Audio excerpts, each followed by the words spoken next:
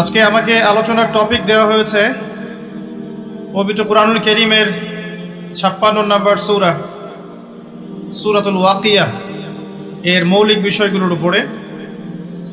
ইনশাআল্লাহ তাআলা আমি চেষ্টা করছি আমার ক্ষুদ্র জ্ঞানে উক্ত সূরার মধ্য থেকে কিছু মৌলিক শিক্ষা সকলের সামনে উপস্থাপন করার জন্য। ওয়া মা তাওফীকি ইল্লা বিল্লাহ আলাইহি তাওয়াক্কালতু ওয়া ইলাইহি উনীব। আল্লাহ পাকের কাছে দোয়া করি আল্লাহ পাক আমাদের সবাইকে যেন আলোচনা শুনে বুঝে আমল করার তৌফিক দান করেন, আমিন। সূরাতুল ওয়াকিয়া পবিত্র কুরআনের 56 নম্বর সূরা, যেখানে আল্লাহ রাব্বুল আলামিন 96টি আয়াত নাজিল করেছেন এবং এটি একটি মাক্কি সূরা, অর্থাৎ এই সূরাটি রাসূলুল্লাহ সাল্লাল্লাহু আলাইহি ওয়াসাল্লামের মাক্কি যুগে নাজিল হয়েছে। আর আমরা জানি যে মাক্কি যুগে যে সূরাগুলো নাজিল হয়েছে এগুলো মোটামুটিভাবে পরকাল কেন্দ্রিক, জান্নাত জাহান্নামের বর্ণনা থাকে, ঈমান কেন্দ্রিক, আল্লাহর মারিফত কেন্দ্রিক হয়ে থাকে এবং মাদানী সূরা যেগুলো আছে সেগুলোর মধ্যে হুকুম আহকাম বিধিবিধানগুলো বেশি হয়ে থাকে। সূরাতুল ওয়াকিয়া এমনই একটা সূরা যেটা রাসূলুল্লাহ সাল্লাল্লাহু আলাইহি ওয়াসাল্লামের মাক্কি জীবনে নাজিল হয়েছে। আমরা কি একটু বলতে পারবো রাসূলুল্লাহ সাল্লাল্লাহু আলাইহি ওয়াসাল্লামের মাক্কি জীবন কাকে বলে? কত বছর নবী সাল্লাল্লাহু আলাইহি ওয়াসাল্লাম মক্কায় ছিলেন? তার পুরো নববী জীবনটা কত বছরের? 23 বছর। কত বছর মক্কায় ছিলেন? মোটামুটিভাবে 13 বছর। তারপরের 10 বছর কোথায় ছিলেন? মদিনা। তো সূরাতুল ওয়াকিয়া এর ফজিলত সম্পর্কে আগে দুটো কথা বলি। প্রথম যে বর্ণনাটা বলছি সেটা হলো রাসূলুল্লাহ সাল্লাল্লাহু আলাইহি ওয়াসাল্লামকে একবার আবু বকর সিদ্দিক রাদিয়াল্লাহু আনহু বলেছিলেন, ইয়া রাসূলুল্লাহ, বলুন সাল্লাল্লাহু আলাইহি ওয়াসাল্লাম, আপনি তো বৃদ্ধ হয়ে যাচ্ছেন বা আপনাকে খুব বৃদ্ধ দেখাচ্ছে, বয়স্ক দেখাচ্ছে। তখন নবী সাল্লাল্লাহু আলাইহি ওয়াসাল্লাম বলেছিলেন যে আল কোরআনের 5টা সূরা আমাকে বৃদ্ধ বানিয়ে দিয়েছে। কয়টা সূরা? 5টা। সেই 5টা হচ্ছে 1 নাম্বার সূরাতুল ওয়াকিয়া। 1 নাম্বার কি? 2 নাম্বার সূরাতুল হুদ, সূরা হুদের নাম শুনেছেন? আচ্ছা। 3 নাম্বার সূরাতুল মুরসালাত ওয়াল মুরসালাত, সূরা মুরসালাত। 4 নাম্বার সূরাতুত তাকবীর, ইযা শামসু কুওয়িরাত। আরেকটা হচ্ছে সূরা নাবা, আম্মা ইয়াতাসাআলুন। এই 5টা সূরা নবী সাল্লাল্লাহু আলাইহি ওয়াসাল্লামকে বৃদ্ধ বানিয়ে দিয়েছেন। এখানে বৃদ্ধ মানে কি? এই সূরাগুলোর মধ্যে এমন পরকালীন বর্ণনা দেওয়া আছে যেগুলো শোনার পরে আমাদের দুনিয়ার মায়া মহব্বত চলে যাবে ইনশাআল্লাহ। মানুষ তখন পরকালের বাসিন্দা হওয়ার চেষ্টা করবে ইনশাআল্লাহ তাআলা। এর মধ্যে সূরা ওয়াকিয়া একটা। অন্য একটা বর্ণনা পাওয়া যায় আব্দুল্লাহ বিন মাসউদ রাদিয়াল্লাহু আনহু থেকে। যদিও এই বর্ণনা নিয়ে অনেকের মাঝে কিছু ইখতিলাফ আছে। কেউ বলেছেন এটা একটু দুর্বল, আবার কেউ কেউ বলছেন এটা হাসান বা সহিহ। তো এখানে একটু মত পার্থক্য আছে। তারপরে আমি ফজিলতটা বলছি। তিনি বলছেন যে সূরাতুল ওয়াকিয়া যে ব্যক্তি প্রত্যেক রাতে তেলাওয়াত করবে, সূরাতুল ওয়াকিয়া যে ব্যক্তি প্রত্যেক রাতে তেলাওয়াত করবে, আল্লাহ রাব্বুল আলামিন ইনশাআল্লাহ ওই ব্যক্তিকে দরিদ্র রাখবেন না। একজন সাহাবী ইন্তেকালের আগে তার মেয়েদেরকে বলে যাচ্ছিলেন, তোমরা সূরা ওয়াকিয়া তেলাওয়াত করো। সূরা ওয়াকিয়া যে তেলাওয়াত করবে প্রতিনিয়ত প্রত্যেক রাতে, ইনশাআল্লাহ দারিদ্রতা তাকে স্পর্শ করবে না। যদি আমরা প্রাচুর্য চাই এবং হালাল সম্পদের প্রাচুর্য চাই, আমাদের উচিত হবে সূরা ওয়াকিয়ার উপর আমল করা। আল্লাহ পাক তৌফিক দান করুন। এবার আসুন, এই সূরার মধ্যে মোটামুটিভাবে 4টা থেকে 5টা অংশ আছে। প্রথম অংশটাতে আল্লাহ রাব্বুল আলামিন ইযা ওয়াকাআতিল ওয়াকিয়া এখান থেকে শুরু করে প্রায় 10 নম্বর আয়াত পর্যন্ত আল্লাহ রাব্বুল আলামিন এখানে কিয়ামতের কথা বলছেন, যে কিয়ামত অবশ্যম্ভাবী, এটা ঘটবেই, এ বিষয়ে কোনো সন্দেহ নাই। এবং কিয়ামত যখন ঘটবে তখন মানুষ 3টা দলে ভাগ হয়ে যাবে। কয়টা দল? 3টা। একটা হচ্ছে ডান পার্শ্বওয়ালা আসহাবুল ইয়ামিন, যারা আল্লাহ রাব্বুল আলামিনের ডান দিকে থাকবে। একদল হচ্ছে আসহাবুশ শিমাল, যারা আল্লাহ রাব্বুল আলামিনের বাম দিকে থাকবে। আর এখানে বলা হচ্ছে আসহাবুল মাইমানাতি ওয়া আসহাবুল মাশআমা, অর্থাৎ ডানপন্থী এবং বামপন্থী। দুনিয়াতে যেমন আছে না ডানপন্থী বামপন্থী, আল্লাহ রাব্বুল আলামিনের কাছেও কিয়ামতের মাঠে একদল মানুষ আল্লাহ পাকের ডান দিকে থাকবে, আরেক দল থাকবে আল্লাহ পাকের বাঁ দিকে। ডান দিকে যারা থাকবে ইনশাআল্লাহ তাআলা নিশ্চিত তারা জান্নাতি, আর বাম দিকে যারা থাকবে কোনো সন্দেহ নাই তারা জাহান্নামী। এর সাথে সম্পৃক্ত একটা হাদিস আছে যে মেরাজের রাতে যখন নবী সাল্লাল্লাহু আলাইহি ওয়াসাল্লাম আল্লাহ পাকের সাথে সাক্ষাতের জন্য গিয়েছিলেন, তখন প্রথম আসমানে তার সাথে দেখা হয়েছিল আমাদের পিতা, আদি পিতা আদম আলাইহিস সালাম। আদম আলাইহিস সালাম একবার ডান দিকে তাকাচ্ছেন, একবার বাঁ দিকে তাকাচ্ছেন। যখন তিনি ডান দিকে তাকান তখন হাসতে শুরু করেন, আর যখন বাঁ দিকে তাকান তখন তিনি কাঁদতে শুরু করেন। এই দৃশ্যটা দেখে নবী সাল্লাল্লাহু আলাইহি ওয়াসাল্লাম জিবরাইল আলাইহিস সালামকে বলেছিলেন এর কারণ কি। তখন জিবরাইল আলাইহিস সালাম বলেছিলেন যে আদম আলাইহিস সালাম যখন ডান দিকে তাকান তখন তার সেই সব সন্তানদেরকে দেখতে পান যারা জান্নাতি, তখন তিনি হেসে ওঠেন, এবং যখন তিনি বাঁ দিকে তাকান সেই সব সন্তানকে দেখতে পারেন যারা জাহান্নামী, এটা দেখে তিনি কেঁদে ওঠেন। এখানে আমরা সেটাই পাচ্ছি। আরেকটা দলের কথা এখানে বলা হয়েছে, আস-সাবিকুন আস-সাবিকুন, অর্থাৎ অগ্রগামী, যারা প্রত্যেকটা ক্ষেত্রে অগ্রগামী। অর্থাৎ হাসরের মাঠে তিনটা দল দেখতে পারবো আমরা। এক দল আল্লাহ রাব্বুল আলামিনের ডান দিকে যারা আসহাবুল মাইমানা, একটা দল হচ্ছে আল্লাহ পাকের বাম দিকে আসহাবুল মাশআমা, আর একটা দল হবে আস-সাবিকুন আস-সাবিকুন, যারা আল্লাহ রাব্বুল আলামিনের সামনে থাকবে। কোথায় থাকবে? সামনে। এরা হচ্ছে অগ্রগামী। নবীগণ, সিদ্দিকগণ, শহীদগণ, তারা এই শ্রেণীর অন্তর্ভুক্ত হবে ইনশাআল্লাহ। আল্লাহ, আমরা দোয়া করি আল্লাহ পাক যেন আমাদেরকে তাদের অন্তর্ভুক্ত হওয়ার তৌফিক দান করেন। এরপরে সূরার একটা ফেজ আছে। প্রথম ফেজ মানে অংশের মধ্যে এই বিষয়টা আপনি পাবেন।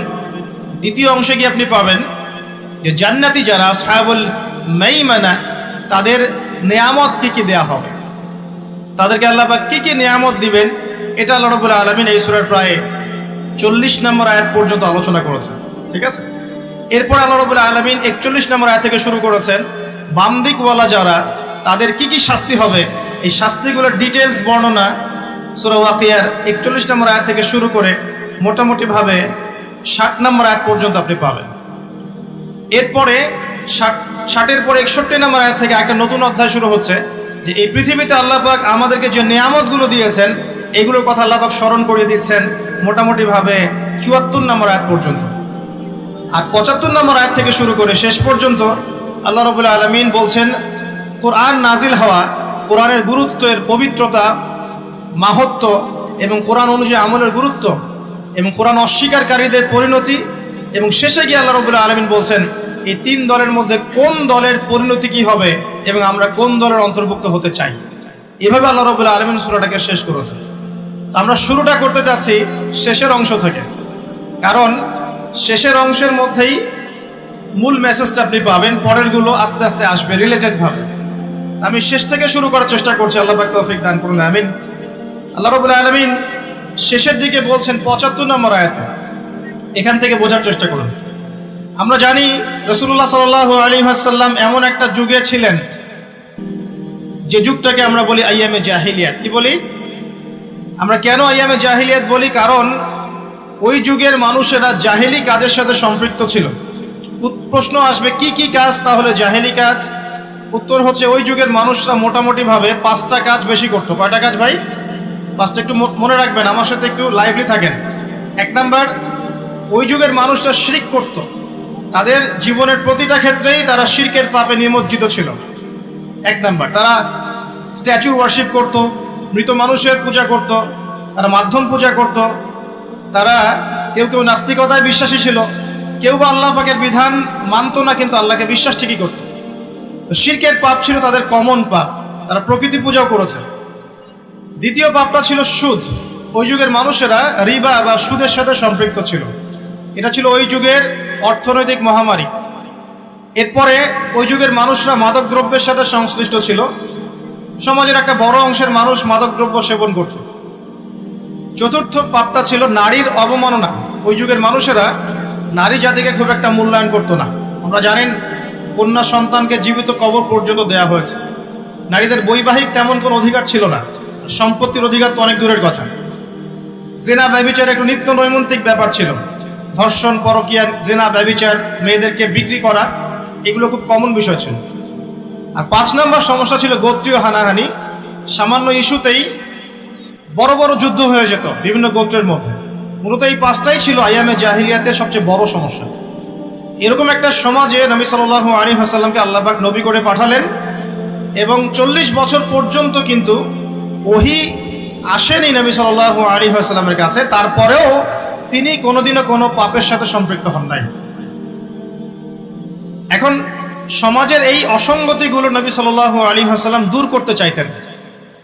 এ কারণে যুবক বয়সে তিনি হিলফুল ফুজুর তৈরি করেছিলেন। কিন্তু হিলফুল ফুজুর সমাজের পুরো পাপের যে শেকড়, এটাকে উপড়ে ফেলতে সক্ষম হয়নি। কারণ একটা সমাজকে সংস্কার করতে হলে, অন্ধকারাচ্ছন্ন একটা সমাজকে আলোকিত করতে হলে মানুষের মস্তিষ্ক প্রসূত জ্ঞান, বিদ্যা আর বুদ্ধি যথেষ্ট নয়। প্রয়োজন হচ্ছে আল্লাহ পাকের পক্ষ থেকে ওহীর জ্ঞান। কি প্রয়োজন বলেন? আল্লাহ পাকের পক্ষ থেকে ওহীর জ্ঞান। কিন্তু সেই ওহীর জ্ঞান কিন্তু 40 বছর পর্যন্ত আসেনি। এসেছে 40 বছরে গিয়ে নবী সাল্লাল্লাহু আলাইহি ওয়াসাল্লাম যখন হেরা গুহায় আছেন, তখন তার কাছে আসলো প্রথম সূরা আলাকের 5টি আয়াত। ইকরা বিসমি রাব্বিকাল্লাযী খালাক, তারপর কি? খালাকাল ইনসানা মিন আলাক, ইকরা ওয়া রাব্বুকাল আকরাম আল্লাযী আল্লামা বিল কলম আল্লামাল ইনসানা মা লাম ইয়ালাম। আগে একটু এটা অর্থগুলো দেখি। আল্লাহ পাক বলছেন, যে সমাজটা আপনি পরিবর্তন করতে চাচ্ছেন, এই সমাজের পরিবর্তন এভাবে হবে না। আগে কি করতে হবে? ইকরা, আগে পড়তে হবে। কি পড়তে হবে? বিসমি রাব্বিকাল্লাযী খালাক, আপনার সেই রবের নামে যিনি আপনাকে সৃষ্টি করেছেন। যে জ্ঞান আপনাকে আল্লাহ পর্যন্ত পৌঁছে দিবে, সেই জ্ঞান চর্চা আপনাকে করতে হবে। এটা 1 নম্বর। 2, খালাকাল ইনসানা মিন আলাক, যেই আল্লাহ মানুষকে আলাক থেকে সৃষ্টি করেছেন, অর্থাৎ মানুষ এমনি এমনি পৃথিবীতে আসে নাই, তার একজন সৃষ্টিকর্তা আছেন। ইকরা ওয়া রাব্বুকাল আকরাম, আপনি পড়ুন আপনার সেই রবের নামে যিনি মহিমান্বিত, মহা সম্মানিত। আল্লাযী আল্লামা বিল কলম, যিনি মানুষকে কলম দ্বারা জ্ঞান শিক্ষা দিয়েছেন। পড়ার সাথে লেখার সম্পর্ক আছে। আল্লামাল ইনসান মা লাম ইয়ালাম, মানুষকে সেই জ্ঞান শিক্ষা দিয়েছেন যা মানুষ জানতো না। আল্লাহ পাক আদম আলাইহিস সালামকে সৃষ্টি করেই প্রথমে তাকে সমস্ত নাম শিক্ষা দিয়েছেন। ওয়া আল্লামা আদামাল আসমাআ কুল্লাহা, আল্লাহ পাক বলছেন আমি আদমকে সমস্ত নাম শিক্ষা দিয়েছি। তার মানে আদম আলাইহিস সালাম সৃষ্টিগতভাবে জ্ঞানী ছিলেন না, আল্লাহ পাক তাকে জ্ঞান দিয়েছেন। অর্থাৎ আমরা যারা পৃথিবীতে আছি, আমরা সৃষ্টিগতভাবে জ্ঞানী নই, আল্লাহ পাক আমাদেরকে জ্ঞান দিয়েছেন। এবং এই জ্ঞান কিভাবে আসে? ওহীর জ্ঞান, ওহীর মধ্য দিয়ে আসে। আল্লাহ রাব্বুল আলামিন প্রত্যেক যুগে যুগে নবীগণকে পাঠিয়েছেন, রাসূলগণকে পাঠিয়েছেন এবং তাদের উপর ওহী নাজিল করেছেন। সেই জ্ঞানটা ছড়িয়ে পড়েছে আদম সন্তানদের মধ্য থেকে, এবং সেই জ্ঞানের চর্চায় আমরা এখন সমাজ সংস্কারের প্রয়াস পাই, আলহামদুলিল্লাহ।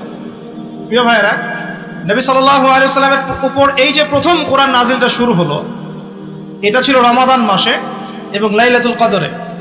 এরপরে বিভিন্ন সময়ে প্রায় 23 বছর ধরে বিভিন্ন ঘটনার পরিপ্রেক্ষিতে এক এক সময় এক একটা বিধান এবং আয়াত নাজিল হয়েছে। এভাবে 23 বছর পর যখন এই কোরআন এবং তার ব্যাখ্যা হাদিসকে কেন্দ্র করে নবী সাল্লাল্লাহু আলাইহি ওয়াসাল্লাম সমাজ সংস্কার করা শুরু করলেন, 23 বছর পর আমরা দেখলাম যে মক্কার মধ্যে কোনো প্রকার শিরকের বালাই নাই, আলহামদুলিল্লাহ। আমরা দেখলাম যে মক্কায় কোনো সুদ বা রিবা বলতে কিছু নাই। আমরা দেখলাম যে মক্কায় মাদকদ্রব্য বলতে কিছু নাই, মক্কায় জেনা ব্যভিচার নাই, মক্কায় কোনো গোপনীয় হানাহানি নাই, কোনো নারী জাতির কোনো অবমাননাও নাই। অর্থাৎ পুরো অন্ধকারাচ্ছন্ন সমাজটা আলোকিত হলো কিসের কারণে, কিসের মাধ্যমে? আল্লাহ পাকের ওহীর মাধ্যমে। সেই ওহীটা কি? যেটা আমার হাতে দেখছেন, আল কোরআনুল কারীম। আল্লাহ পাকের ওহীটা কি? আল কোরআনুল কারীম, এবং তার ব্যাখ্যায় কি আছে? সুন্নাহ আছে, নাকি সুন্নাহ নাই? কোরআন এবং সুন্নাহ একত্রিত হয়েই তো ওহী। কিছু মানুষ এখন বের হয়েছেন দুঃখজনক, যারা বলেন যে কোরআন মানলেই হবে, হাদিস মানার কোনো প্রয়োজন নাই। এটা একটা ডাহা মিথ্যা কথা এবং এটা একটা ডাহা পথভ্রষ্টতা। এখান থেকে বের হওয়ার জন্য আমরা দাওয়াত প্রদান করব। কারণ হাদিস না মানলে আপনি কোরআনও মানতে পারবেন না। কারণ কোরআনে আল্লাহ পাক বলছেন সূরা হাশরের 7 নম্বর আয়াতে, ওয়া মা আতাকুমুর রাসূলু ফাখুযু, রাসূল যা দিয়েছেন তা গ্রহণ করো, ওয়া মা নাহাকুম আনহু ফান্তাহু, রাসূল যা যা থেকে বিরত থাকতে বলেছেন দূরে থাকো। এখন রাসূল যা বলেছেন সেগুলো কি আমরা কোরআনে পাবো না হাদিসে? রাসূল যা থেকে বিরত থাকতে বলেছেন সেগুলো কি আমরা কোরআনে পাবো না হাদিসে? তাহলে কোরআনের এই আয়াতকে মানতে হলে আমাকে হাদিস মানতেই হচ্ছে। যদি আমি হাদিস না মানি তাহলে কোরআনের এই আয়াতের উপরে আমল হচ্ছে না। অতএব আপনি কোরআন অস্বীকারী কাফের হয়ে যাবেন, নাউযুবিল্লাহ। আল্লাহ পাক হেফাজত করুন, আমিন। বলতে চাচ্ছিলাম, মাত্র 23 বছরে নবী সাল্লাল্লাহু আলাইহি ওয়াসাল্লাম পুরো আরবের পরিবেশ পরিবর্তন করে দিয়েছিলেন কোরআন এবং সুন্নাহকে হাতে নিয়ে। এখন আল্লাহ পাক এই 23 বছরে প্রথম 13 বছর নবীজিকে রেখেছেন মক্কায়, আর বাকি 10 বছর রেখেছেন মদিনায়। আর মক্কায় যে সূরাগুলো নাজিল হচ্ছিল এগুলোর মধ্যে পরকালের কনসেপ্ট বেশি ছিল। আল্লাহর তাওহীদ, পরকাল, মৃত্যু, হাসর, জান্নাত, জাহান্নাম, মিজান, পুলসিরাত, মানুষের দৃষ্টিভঙ্গি আগে পরিবর্তন করা হচ্ছিল যে এই দুনিয়ার জীবনটা সাময়িক এবং এটা চিরস্থায়ী নয়, আমাদেরকে ফিরে যেতে হবে আল্লাহর কাছে। এই দুনিয়ার জীবনটা হচ্ছে একটা কর্মক্ষেত্র মাত্র, ফলাফলের জায়গা এটা নয়। এই কনসেপ্টটা পরিষ্কার করার জন্য আল্লাহ রাব্বুল আলামিন মাক্কি জীবনে কিন্তু খুব বেশি এই সুদের বিধান, জিহাদের বিধান, হ্যাঁ অন্যান্য যে বিধানগুলো আছে, পর্দার বিধান, এগুলো কিন্তু খুব একটা মক্কায় নাজিল হয়নি, মদিনায় গিয়ে নাজিল হয়েছে। আমার কথা কি বুঝতে পারছেন? আগে মানুষের আকীদাটাকে, মানুষের দর্শনটাকে চেঞ্জ করা হয়েছে। বস্তুবাদী দর্শন থেকে আগে পরকালমুখী দর্শনে মানুষকে নিয়ে আসা হয়েছে, আল্লাহর কাছে আত্মসমর্পণের দর্শনে আনা হয়েছে। এরপর আল্লাহ পাক একটা একটা করে বিধান দিয়েছেন, মানুষ অবনত চিত্তে আত্মসমর্পণ করেছে। অতএব দাওয়াতি কাজ করতে গেলে আগে এইভাবেই কাজ করা উচিত। আগে মানুষকে আল্লাহর দিকে নিয়ে আসতে হবে, তাওহীদের দিকে নিয়ে আসতে হবে, লা ইলাহা ইল্লাল্লাহের দিকে নিয়ে আসতে হবে, মুহাম্মদুর রাসূলুল্লাহর দিকে নিয়ে আসতে হবে। তারপরে আস্তে আস্তে দেখবেন ইনশাআল্লাহ সেই মানুষ নামাজ, রোজা, হজ, যাকাত, পর্দা সবই করবে। করবে না? আল্লাহ পাক এইভাবেই দাওয়াতটা দিতে বলেছেন নবী সাল্লাল্লাহু আলাইহি ওয়াসাল্লাম। এর পরিপ্রেক্ষিতে এক পর্যায়ে সূরা ওয়াকিয়া নাজিল হয়। যে কোনো মাক্কি সূরা আপনি দেখবেন সেখানে হিস্ট্রি পাবেন, পূর্ববর্তী নবীদের ঘটনা পাবেন, আগেকার আম্বিয়া কেরামের ঘটনা পাবেন, জান্নাতের বর্ণনা পাবেন, জাহান্নামের আযাবের বর্ণনা পাবেন, মৃত্যু, পরকাল, মিজান, পুলসিরাত, এগুলোর কথা পাবেন মাক্কি সূরাগুলোর মধ্যে। সূরা ওয়াকিয়ার মধ্যে আল্লাহ পাক এটাই বলেছেন। আমি শেষ থেকে করছি এই কারণে, আল্লাহ পাক বলছেন বিসমিল্লাহির রহমানির রহিম, ফালা উকসিমু বিমাওয়াকিন নুজুম। খেয়াল করুন, আল্লাহ পাক বলছেন আমি কসম করছি, আল্লাহ পাক বলছেন আমি কসম করছি নক্ষত্রগুলোর অবস্থান স্থলের। একটু কথাগুলো খুবই উঁচু মানের, উঁচু বালাঘাতের, একটু মনোযোগ দিতে হবে। আল্লাহ পাক বলছেন যে আমি কসম করছি নক্ষত্রগুলোর অবস্থান স্থলের। এটা একটা বিশাল কসম, ইন্নাহু লাকাসামুল লাউ তা'লামুনা আযীম। আর আমি এখন যে কসমটা করলাম, এই কসমটা একটা বিশাল বিষয়ের কসম, কিন্তু তোমরা এটা বুঝতে পারছো না। কিভাবে বিশাল বিষয়? আগে এটা বোঝেন। নক্ষত্রের অবস্থানগুলো এত সূক্ষ্ম, যদি কখনো আপনি আকাশের তারা দেখে থাকেন এবং অ্যাস্ট্রোনমি সম্পর্কে আপনার কোনো সামান্য ধারণাও থেকে থাকে, আপনি বুঝতে পারবেন যে এই মহাবিশ্বে আমাদের আকাশে যে তারাগুলো দেখা যায়, এই তারাগুলোর অবস্থান খুবই সূক্ষ্ম।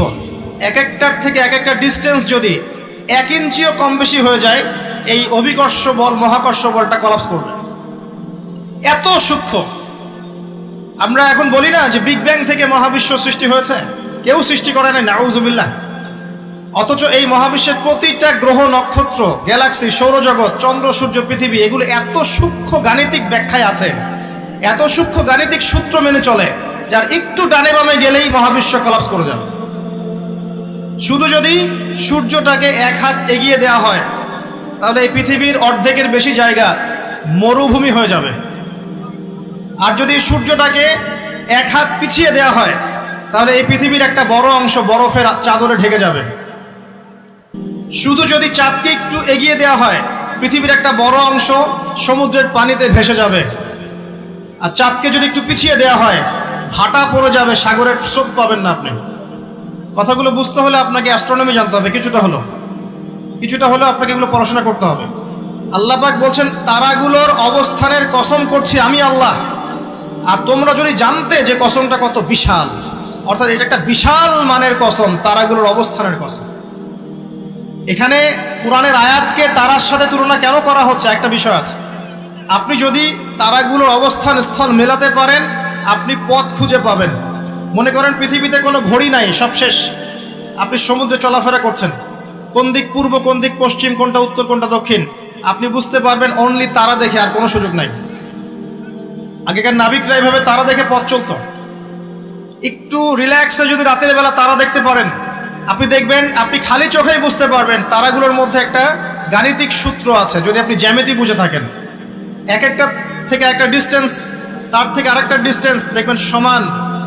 কারোর সাথে ত্রিভুজ আকৃতি, কারোর সাথে চতুর্ভুজের আকৃতি, কারোর সাথে বর্গাকৃতি তারাগুলো আছে, এত সূক্ষ্মভাবে। আল্লাহ পাক এগুলো এমনি এমনি সৃষ্টি করেন নাই। আল্লাহ পাক বলেছেন এই তারাগুলো হিফজন, মানে এগুলো শয়তানকে প্রতিহত করে দেয়। শয়তান যদি উপরে উঠে খবর নেয়ার জন্য আল্লাহ পাক এরকম উল্কাপিণ্ড নিক্ষেপ করেন তাদের পিছনে। আল্লাহ পাক বলছেন তারাগুলোর অবস্থান স্থিতি তোমাদেরকে পথ দেখাবে, ঠিক যেমন কোরআনের আয়াতগুলো তোমাদেরকে পথ দেখায়। এখানে একটা বিষয় বোঝার চেষ্টা করুন। আপনি যদি তারাগুলোর অবস্থান মেলাতে পারেন তাহলে যেমন আপনি পথ খুঁজে পাবেন, ঠিক তেমনি আপনি যদি কোরআনের এক আয়াতকে আর এক আয়াতের সাথে মেলাতে পারেন তাহলে হেদায়েত খুঁজে পাবেন। আমি কি বোঝাতে পারছি? এক তারা আর এক তারার অবস্থান মিলিয়ে যদি আপনি পথ খুঁজতে পারেন, ঠিক একইভাবে কোরআনের একটা আয়াতকে আরেকটা আয়াতের সাথে মেলালে আপনি একটা হেদায়েতের পথ খুঁজে পাবেন। এ কারণে তারাগুলোর সাথে কোরআনের আয়াতকে তুলনা করা হচ্ছে। আল্লাহ পাক বলছেন, এই বিশাল কসম করে আমি বলছি কি। আচ্ছা, একটা কথা, আল্লাহ পাক কেন কসম করেন? আল্লাহ রাব্বুল আলামিন সবসময় এমন কিছুরই কসম করেন যেটা খুব বেশি ইম্পর্টেন্ট। আল্লাহ পাক অহেতুক কোনো কিছুর কসম করেন না। আল্লাহ পাক বলছেন ওয়াল আসরি, সময়ের কসম, মানে সময়টা খুব ইম্পর্টেন্ট জিনিস। আল্লাহ পাক বলছেন তিন ফলের কসম, তিন ফল গুরুত্বপূর্ণ। ও জাইতুন ইম্পর্টেন্ট। ও তুর সিনিন, তুর পাহাড়, সিনাই পাহাড় ইম্পর্টেন্ট। ও দুহা, অপরাহ্নের শপথ। ও লাইল, রাতের শপথ। ঠিক আছে?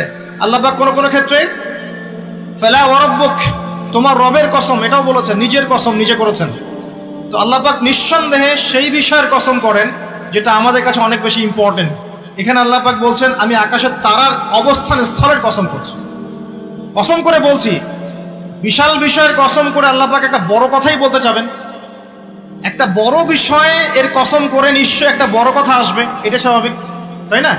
আমরা যখন বলি আল্লাহর কসম করে বলছি এটা, আল্লাহর কসম করে বলছি ওইটা, তাহলে আল্লাহর কসম করলে আপনাকে তো একটা বড় কথাই বলতে হবে নাকি? সামান্য একটা বিষয় তো আপনি আল্লাহর কসম করবেন না, করবেন? একটা বিষয় মনে রাখবেন, মান হালাফা বিগাইরি ইসমিল্লাহি ফাকাদ কাফার, কেউ যদি আল্লাহ রাব্বুল আলামিন ছাড়া অন্য গায়রুল্লাহর নামে কসম করে সে ব্যক্তি কুফরি করলো। কেউ যদি আল্লাহ ছাড়া অন্য কারো নামে কসম করে সে ব্যক্তি কুফরি করলো। যদি জীবনে কসম করতেই হয় আল্লাহ পাকের নামে করবেন। আর যদি আল্লাহর নামে কসম করেন তাহলে সত্য কথা বলতে হবে। আর আল্লাহর নামে কসম করে যদি আপনি মিথ্যা কথা বলেন তাহলে কাফফারা দেওয়া লাগবে। ঠিক আছে? আল্লাহ পাক এখানে বড় কসম করে বলছেন যে ইন্নাহু লাকুরআনুন কারীম, নিঃসন্দেহে এই যে কোরআন এটা মহিমান্বিত। ফি কিতাবিম মাকনুন, এটা ওই যে সুরক্ষিত একটা কিতাব, সেখানে লিখিত আছে। কোন কিতাব এটা?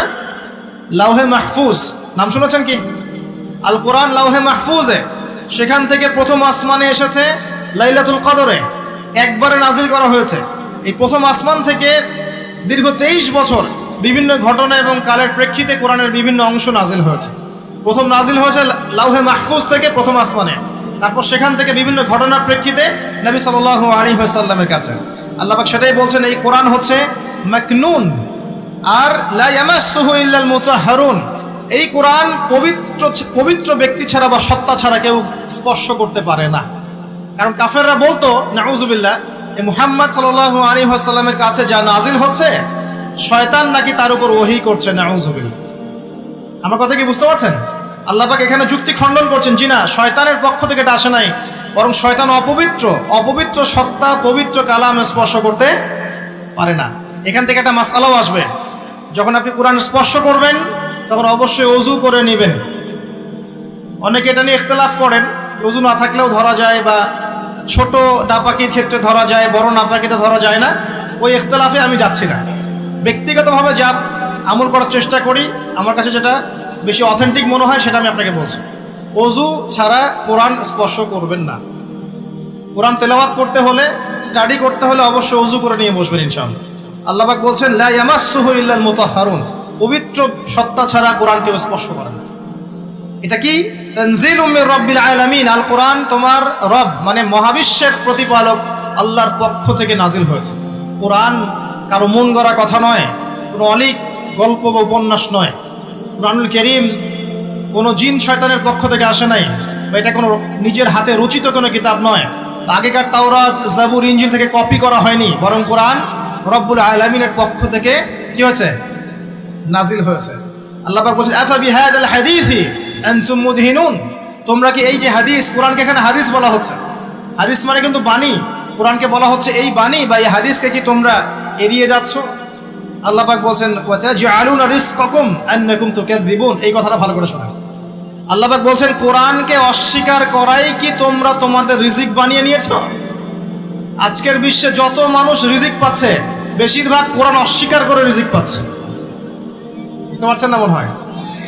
কোরআন এবং তার সাথে বিরোধিতা করে মানুষ রিজিক কামাই করছে না? মানুষ সুদের মধ্য দিয়ে রিজিক পাচ্ছে, কোরআনকে পাশ কাটিয়ে যাচ্ছে। মানুষ ঘুষের মধ্যে রিজিক নিচ্ছে, কোরআন পাশ কাটিয়ে যাচ্ছে। মানুষ দুর্নীতি করে রিজিক নিচ্ছে, কোরআন পাশ কাটিয়ে যাচ্ছে। কোন কোন ক্ষেত্রে ইসলামের বিরোধিতা করাটাকেই রিজিক বানিয়ে নিয়েছে মানুষ, নাই?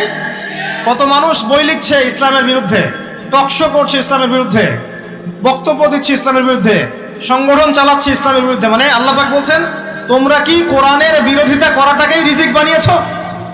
কত চমৎকার কথা, তাই না? বাস্তবে তাই হচ্ছে না? বাস্তবে এটাই হচ্ছে। খুব কম সংখ্যক মানুষ বাদ দিয়ে বেশিরভাগ মানুষ আল্লাহর বিরোধিতা করেই রিজিক অর্জন করার চেষ্টা করছে। আল্লাহ পাক আমাদেরকে বোঝার তৌফিক দান করুন, আমিন। আল্লাহ পাক বলেন, ফালাউলা ইযা বালাগাতিল হুলকুম, কতদিন করবে এভাবে, কতদিন চলবে এভাবে?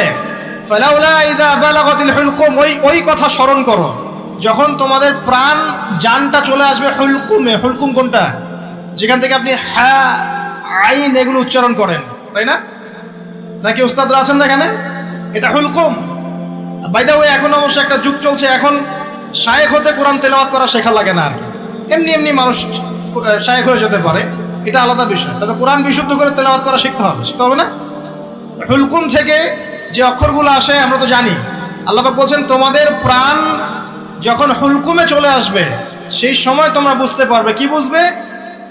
ওয়ানতুম হিনাইযিন তানজুরুন, তোমরা তখন ফ্যালফ্যাল করে তাকিয়ে থাকবে। তাকিয়ে থাকে না মানুষ? কেউ যখন মারা যাচ্ছে আপনার সামনে, কারো কিছু করার আছে? আশপাশের মানুষ ফ্যালফ্যাল করে তাকিয়ে থাকে না? কিচ্ছু করার নাই। ওয়া নাহনু আকরাবু ইলাইহি মিনকুম ওয়ালাকিন লা তুবসিরুন, আল্লাহ পাক বলছেন, ওই সময় আমি তোমাদের চেয়ে ওই মাইয়াতের বেশি কাছে থাকি। ওই সময় তোমাদের চাইতে আমি আল্লাহ ওই ব্যক্তির বেশি কাছে থাকি। ফালাউলা ইন কুনতুম গায়রা মাদিনিন, তোমরা কি আমার কর্তৃত্বের অধীনে নাও? তারজিউনাহা ইন কুনতুম সাদিকিন, যদি এখন ক্ষমতা থাকে, যে আল্লাহ, যে কোরআন, যে ইসলামকে অস্বীকার করলা, এখন ক্ষমতা থাকলে সেই প্রাণটাকে ফিরাই দাও দেখি। আল্লাহর কথা কি বুঝতে পারছেন? আল্লাহ পাক বলছেন, তোমরা কি কোরআন এর বিরোধিতা করাটাকে রিজিক বানিয়েছো? করতে থাকো, কিন্তু যখন তোমাদের প্রাণ কণ্ঠাগত হবে তখন তোমরা ফ্যাল করে তাকিয়ে থাকবে, কিছুই করতে পারবে না। ওই সময় আমি আল্লাহ ওই ব্যক্তির কাছে থাকি তোমাদের চাইতে। আর তোমরা যদি আমার কর্তৃত্বের বাইরেই থাকো তাহলে ওর জানটাকে ফিরাই নিয়ে আসো দেখি। কথাগুলো কি বুঝতে পারছেন? আমি আসলে কোরআন অনুবাদ করতেও পারছি না এবং ব্যাখ্যাও করতে পারছি না, আমার অপারগতা। আমি এখন এই বয়সে এসে ফিল করি যে আমি আসলে ইসলামের মনে হয় 5 থেকে 10% জ্ঞান অর্জন করতে পারি না। আমার কাছে এটাই ফিল হয়। আমি যত বেশি জ্ঞান অর্জনের সাগরে ডুব দিয়েছি বা দিচ্ছি, আমার কাছে এটাই মনে হচ্ছে যে আমি এখন পর্যন্ত 10% জ্ঞান অর্জন করতে পারি নাই, এখনো ডুবি দিতে পারি নাই। মণিমুক্ত আহরণ করে কিভাবে আপনাদের সামনে উপস্থাপন করবো এটা আমার জানা নাই। তবে আমি আমার জায়গা থেকে চেষ্টা করছি।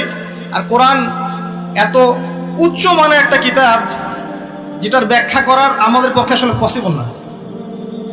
কোরআন ব্যাখ্যা করা বা এর আয়াতের যে মর্ম সেটা আপনাকে বুঝিয়ে দেয়া আসলে আমার পক্ষে পসিবল না। আমি মনে করি না এটা কারো পক্ষেই পসিবল। আমি মনে করি না এটা কারো পক্ষেই পসিবল। কোরআনের এক্স্যাক্ট মিনিংটা, এক্স্যাক্ট বালাগাত এবং বুঝটাকে আপনার কলিজায় ঢুকাই দেবে, এটা আমার মনে হয় না কারো পক্ষে পসিবল। একজন ব্যক্তি তার পক্ষে সম্ভব ছিল, তিনি ছিলেন আমাদের প্রিয় নবী মুহাম্মদ রাসূলুল্লাহ সাল্লাল্লাহু আলাইহি ওয়াসাল্লাম এবং তার সাহাবায়ে কেরাম রাদিয়াল্লাহু আনহুম যা শিখেছেন, যদি তাদেরকেও পেতাম তাহলেও হয়তো কিছু আমরা অ্যাচিভ করতে পারতাম। তারপরের জেনারেশনকে যদি পেতাম তাও কিছু অ্যাচিভ করতে পারতাম। এখন 1400 বছর পরে এসে এই কিতাব নিয়ে আমরা স্টাডি করছি। আর আমরা যারা এখন বেঁচে আছি, আমাদের মধ্যে কি সেই নূর আর মারেফত আছে যা নবী এবং সাহাবীদের যুগে ছিল? তাহলে কিভাবে আমি আপনাকে কোরআনের পুরো অথেন্টিসিটি এবং এর ইন্টারপ্রিটেশন আপনাকে বোঝাবো কিভাবে? আসলে আমার পক্ষে সম্ভব না। চেষ্টা করছি, শুধু অনুবাদ করে শোনাতে পারছি, আমি ব্যাখ্যা আপনার সামনে করতে পারছি না। আল্লাহ পাক মাফ করুন। আল্লাহ পাক শেষে গিয়ে বলছেন যে কোরআন বিরোধিতা করাটাকেই কি তোমরা রিজিক বানিয়ে নিয়েছো? জেনে রেখো, যদি কোরআনের বিরোধিতা করতে থাকো, একদিন তোমাদের মৃত্যু আসবেই। যেদিন আসবে সেদিন কণ্ঠনালীর কাছে চলে আসবে তোমাদের প্রাণ। ওই দিন আশপাশে বহু মানুষ থাকলেও কেউ তোমাদের কোনো উপকার করতে পারবে না। সবাই ফ্যাল করে তাকিয়ে থাকবে। তোমার নিয়ন্ত্রণ আমার হাতে থাকবে এবং যদি ক্ষমতা থাকে আর তোমরা যদি আমার কর্তৃত্বের বাইরেই থেকে থাকো তাহলে ওই আত্মাটাকে ফেরত দিয়ে দেখিও সেদিন যদি তোমাদের ক্ষমতা থাকে। আমরা কি পারবো? অতএব আমাদের উচিত হবে কি? আল কোরআনের সামনে কি করা? আত্মসমর্পণ করা, নত হওয়া। এখন এই নত হওয়া মানে কি সেটা আমি 6টা সেন্টেন্সে বলছি আপনাকে।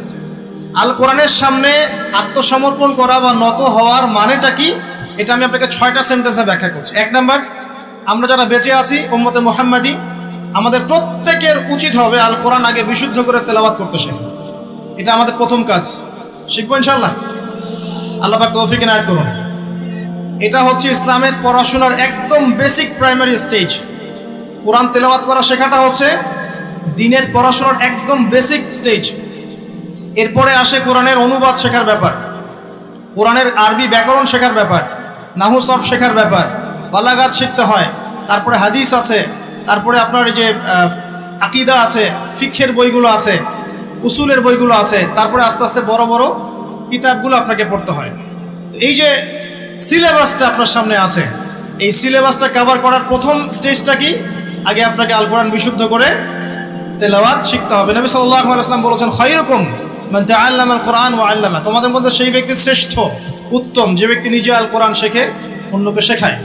নবী সাল্লাল্লাহু আলাইহি ওয়াসাল্লাম একটা হাদিসে বলেছেন, আল্লাযী ইয়াকরাউল কোরআন ওয়া হুয়া মাহিরুন বিহ, যে ব্যক্তি কোরআন তেলাওয়াত করে এবং তার উপর দক্ষ হয়, মাহির হয়, মা'আস সাফরাতিল কিরামিন বাররা, সে ব্যক্তি পরকালে সম্মানিত ফেরেশতাদের সাথে হাসর করবে ইনশাআল্লাহ। ওয়াল্লাযী ইয়াকরাউল কোরআন, এবং যে ব্যক্তি কোরআন তেলাওয়াত করে, ওয়া ইয়াতাতাউ ফি, এবং কোরআন তেলাওয়াত করতে গিয়ে আটকে যায়, তাতা করে মানে আটকে যায়, জিহ্বায় আসে না, ওয়া হুয়া আলাইহি শাক, তার উপরে এটা কঠিন হয়ে যায়, তারপরেও সে চেষ্টা করে, ফালাহু আজরান, তার জন্য ডাবল পুরস্কার আছে। নবী সাল্লাল্লাহু আলাইহি ওয়াসাল্লাম বলেন, মান ক্বারা হারফাম মিন কিতাবিল্লাহি ফালাহু হাসানা, কেউ যদি কোরআনের একটা হরফও তেলাওয়াত করে তার জন্য হাসানা বা নেকি থাকবে। আল হাসানাতু কাআশরি আমসালিহা, আর একটা হাসানা 10 দিয়ে গুণ করা হবে, মানে একটা হরফ তেলাওয়াত করে 10 নেকি পাবেন ইনশাআল্লাহ। লা আকুলু আলিফ লাম মিম হরফুন, নবীজি বলছেন, আমি বলছি না যে আলিফ লাম মিম তিনটা মিলে একটা হরফ। নবীজি বলছেন, বাল আকুলু আলিফুন হারফুন ওয়া লামুন হরফ ওয়া মিমুন হরফুন, আমি বলছি আলিফ একটা হরফ, লাম একটা হরফ, মিম আরেকটা হরফ। একটু বলে দেই আপনাকে, আল কোরআনের মধ্যে 600টা পৃষ্ঠা আছে। কয়টা?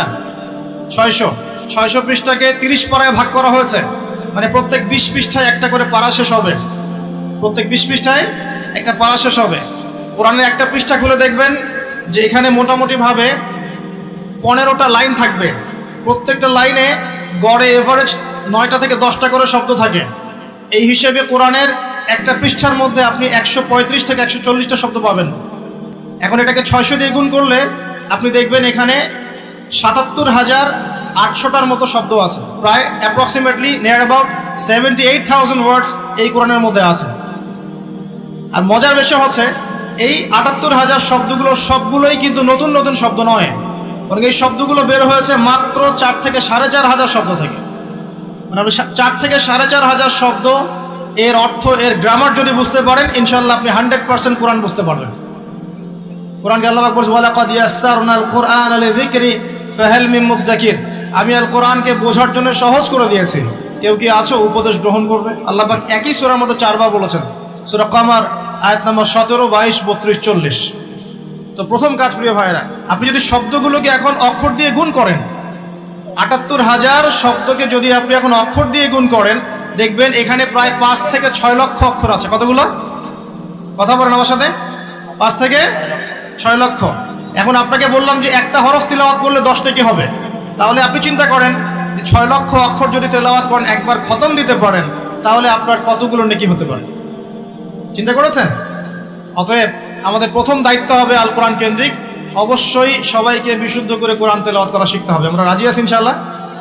ইনশাআল্লাহ। এর পরের দায়িত্ব হচ্ছে কোরআনের কিছু অংশকে মুখস্থ করতে হবে। কিছু অংশ বলতে, যদি পারেন পুরো কোরআনই মুখস্থ করবেন, যদি না পারেন কমপক্ষে 10 পারা, 10 পারা না পারলে কমপক্ষে 1 পারা তো পারবেন। 1 পারাও যদি না পারেন, ইম্পর্টেন্ট সূরা এবং আয়াতগুলোকে কমপক্ষে হিফজ করার চেষ্টা করবেন। যেমন সূরা বাকারার প্রথম 5 আয়াত, সূরা বাকারার 255 নম্বর আয়াত আয়াতুল কুরসি, সূরা বাকারার শেষের 3টা আয়াত, সূরা আলী ইমরানের শেষের 10 আয়াত, সূরা মুলক, সূরা কাহফের প্রথম 10 শেষ 10, সূরা সফফাত প্রথম 10, সূরা জিন প্রথম 10, সূরা হাশর শেষের 3, সূরা কাফিরুন, সূরা নাস, ফালাক, ইখলাস, সূরা লাহাব, তারপরে সূরাতুল মুমিনুনের শেষের আয়াতগুলো ইত্যাদি। এ ধরনের কিছু ইম্পর্টেন্ট বাছাই করা আয়াতগুলো তো কমপক্ষে মুখস্থ করা যাবে, যাবে না ইনশাআল্লাহ? আমরা সারা জীবনে কি কম পড়াশোনা করেছি? 30 বছর পড়াশোনা করেছি। 30 বছর পড়াশোনা করে যদি আমি 30টা আয়াত শিখতে না পারি, তাহলে নিঃসন্দেহে এই পড়াশোনার জীবনে আমি ব্যর্থ না সফল? সফল। 30 বছর পড়াশোনা করে যদি আমরা 30টা হাদিস না শিখি, তাহলে আমরা ব্যর্থই, আমাদেরকে ব্যর্থই বলতে হবে। আমরা যদি এতদিন পড়াশোনা করেও ইসলামের বেসিক বিষয়গুলো না শিখি, আমরা ব্যর্থ না? অবশ্যই ব্যর্থ। আল্লাহ পাক আমাদেরকে শেখার তৌফিক দান করলেন। এরপরে সামনে যাই। হিফজ করলে কি হবে? যারা এরকম করে হিফজ করতে পারবে, আমল করতে পারবে, হাসরের মাঠে আল্লাহ রাব্বুল আলামিন ওই বান্দাদেরকে উদ্দেশ্য করে বলবেন, ইকরা ওয়ারতাক, তুমি পড়ো এবং উপরের দিকে উঠতে থাকো। ওয়ারাতিল কামা কুনতা তুরাতিল ফিদ দুনিয়া, তুমি দুনিয়াতে যেমন করে তেলাওয়াত করতে, এখন সেভাবে তেলাওয়াত করতে থাকো। তোমার শেষ মঞ্জিল হবে সেখানে, যেখানে তুমি পড়া শেষ করবে। কোরআন তেলাওয়াত করতে করতে আপনি যেখানে থামবেন, জান্নাতের সেই স্তরে আপনাকে রাখা হবে ইনশাআল্লাহ। তাহলে কোরআনের হাফেজ হওয়ার প্রয়োজন আছে না? এছাড়াও হাফেজে কোরআনরা কিন্তু সুপারিশও করবে, তার পরিবার বর্গের অনেকের জন্য সুপারিশ করবে ইনশাআল্লাহ। যারা কবিরা গুনাহগার হয়েছে, আল্লাহ পাক তাদের সুপারিশ কবুল করে ইনশাআল্লাহ ওই ব্যক্তিদেরকেও জান্নাতে দিয়ে দিবেন ইনশাআল্লাহ।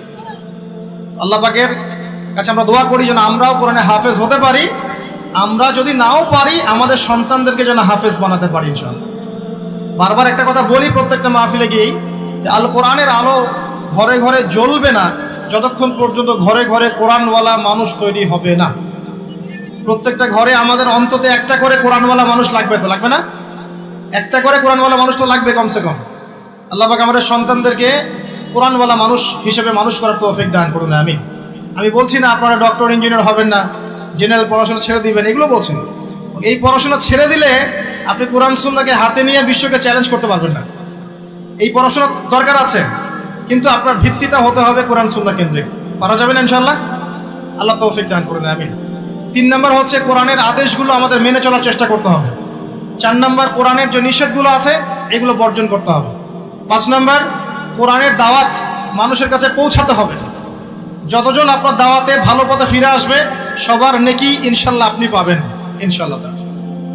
এবং 6 নম্বর কোরআনের কিছু বিধান আছে, বিধান এগুলোকে পাশ কাটিয়ে যাওয়া যাবে না, এগুলোকে বাস্তবায়ন করার চেষ্টা করতে হবে। আল্লাহ পাক তৌফিক দান করুন। এই 6টা কাজ যখন একত্রিত হবে, তখন এই যে আল্লাহ পাক নাজিল করলেন কোরআন, বিশাল কসম করে নাজিল করেছি, এর হকটা আদায় হবে। এবং যেভাবে আইয়ামে জাহেলিয়াতের সেই যুগটা পরিবর্তন হয়েছিল, ইনশাআল্লাহ এই যুগের জাহেলিয়াতও পরিবর্তন হবে ইনশাআল্লাহ। আমি আইয়ামে জাহেলিয়াতের যে পাপগুলোর কথা বলেছিলাম, মনে আছে তো? সেগুলো এই যুগে নাই। এই যুগে শিরক নাই, এই যুগে সুদ নাই, মাদকদ্রব্য, নারী জাতির অবমাননা, গোত্রীয় হানাহানি নাই। তার মানে আমরাও তো জাহিলিয়াতে আছি নাকি? নিঃসন্দেহে আমরাও জাহিলিয়াতের মধ্যেই আছি। যদি আমরা কোরআন এবং সুন্নাহ কেন্দ্রিক নবীর মতো করে মেহনত করতে পারি সাল্লাল্লাহু আলাইহি ওয়াসাল্লাম, তাহলে তিনি যেভাবে পরিবর্তন করেছিলেন ইনশাআল্লাহ আমরাও করতে পারবো ইনশাআল্লাহ। আমরা যদি নাও পারি, আমাদের পরবর্তী জেনারেশন পারবে ইনশাআল্লাহ। তারা যদি না পারে, তারপরের জেনারেশন পারবে ইনশাআল্লাহ। যে পারবে না বা চেষ্টা করবে না, আল্লাহ পাক তাদেরকে সরিয়ে দিবেন, আল্লাহ পাক সরিয়ে দিবেন। আল্লাহ পাক বলছেন, ইন তানসুরুল্লাহ ইয়ানসুরকুম, তোমরা যদি আল্লাহর দ্বীনকে সাহায্য করো তবেই আল্লাহ পাক তোমাদেরকে সাহায্য করবেন। ওয়া ইউসাব্বিত আকদামাকুম, তোমাদের পা দৃঢ় রাখবেন। ওয়া ইন তাতাওয়াল্লাউ, আর তোমরা যদি মুখ ফিরিয়ে নাও, ইস্তাবদিল কওমান গায়রাকুম, আল্লাহ পাক তোমাদেরকে সরিয়ে দিয়ে নতুন কওমকে নিয়ে আসবেন। সুম্মা লা ইয়াকুনু আমসালাকুম, তারা তোমাদের মতো অপদার্থ হবে। এটা আল্লাহ পাকের সুন্নাত। পৃথিবীর প্রত্যেক মুসলমান যদি তার উপর দায়িত্ব ছেড়ে দেয়, আল্লাহ পাক অমুসলিমদেরকে হেদায়েত দিয়ে ইসলামে নিয়ে আসবেন ইনশাআল্লাহ। আল্লাহ পাকের কোনো পরোয়া নাই।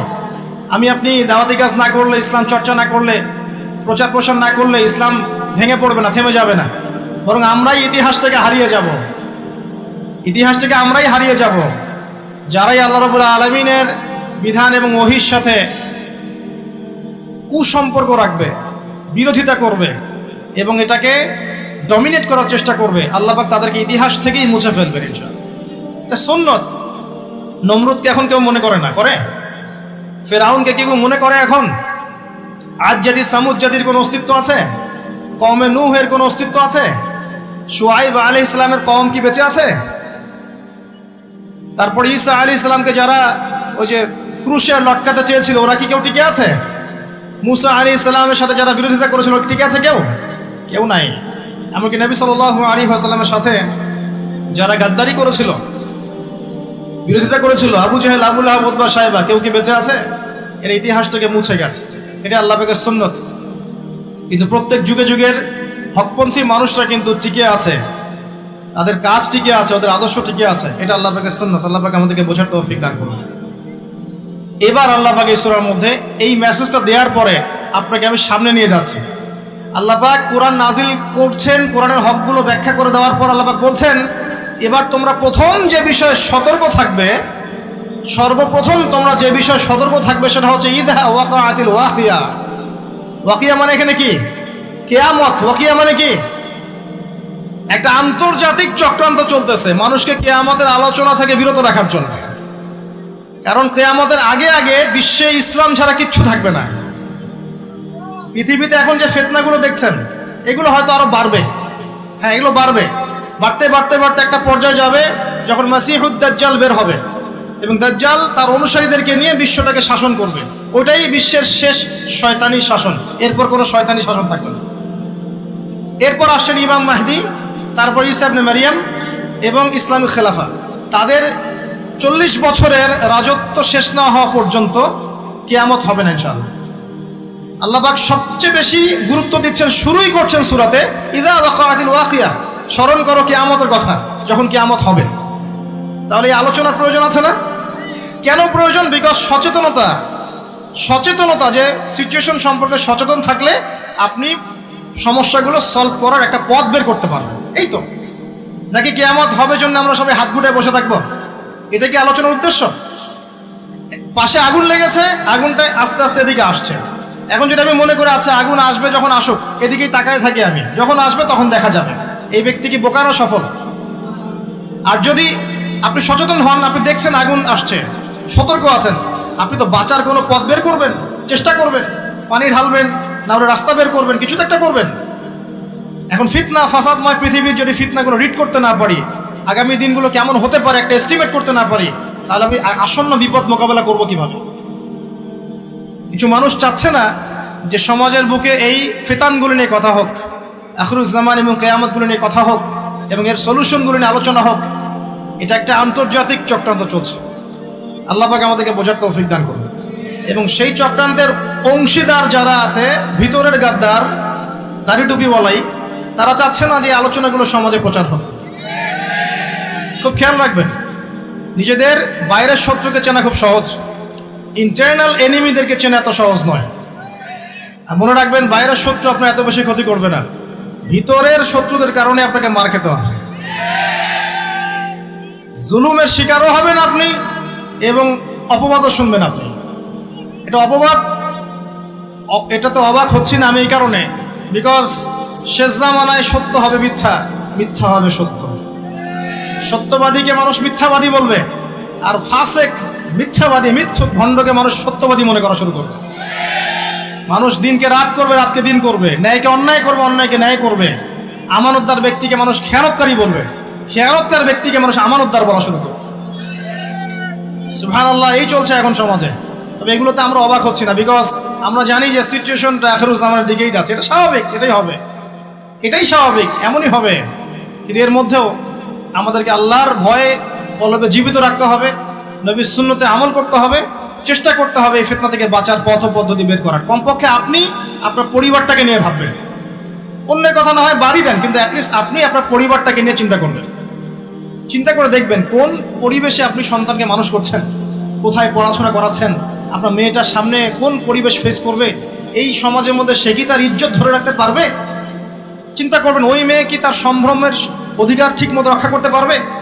ও কি জেনায় লিপ্ত হওয়া থেকে বাঁচতে পারবে? ও কি ধর্ষণের শিকার হওয়া থেকে বাঁচতে পারবে? চিন্তা করে দেখেন একটু, কোন সিচুয়েশনে আমরা আমাদের প্রজন্মকে রেখে যাচ্ছি। আমার ভাই কি মাদক থেকে দূরে থাকতে পারবে? আমার ভাই কি মাদকাসক্ত পরিবেশ থেকে নিজেকে বাঁচাতে পারবে? শিরকের সয়লাভ চলছে, আমাদের ভাইরা কি তাওহীদ শিখতে পারবে? সিচুয়েশন রিড করেন। আল্লাহ পাক এই সূরার প্রথমেই আপনাকে নক করছেন, ইযা ওয়াকাআতিল ওয়াকিয়া। স্মরণ করো যখন কিয়ামত সংঘটিত হবে। লাইসা লিল ওয়াকাআতিহা কাযিবা, এই কিয়ামতের ব্যাপারটা মিথ্যা নয়, এটাকে কেউ মিথ্যা মনে করতে পারবে না। পারবে? পারবে না।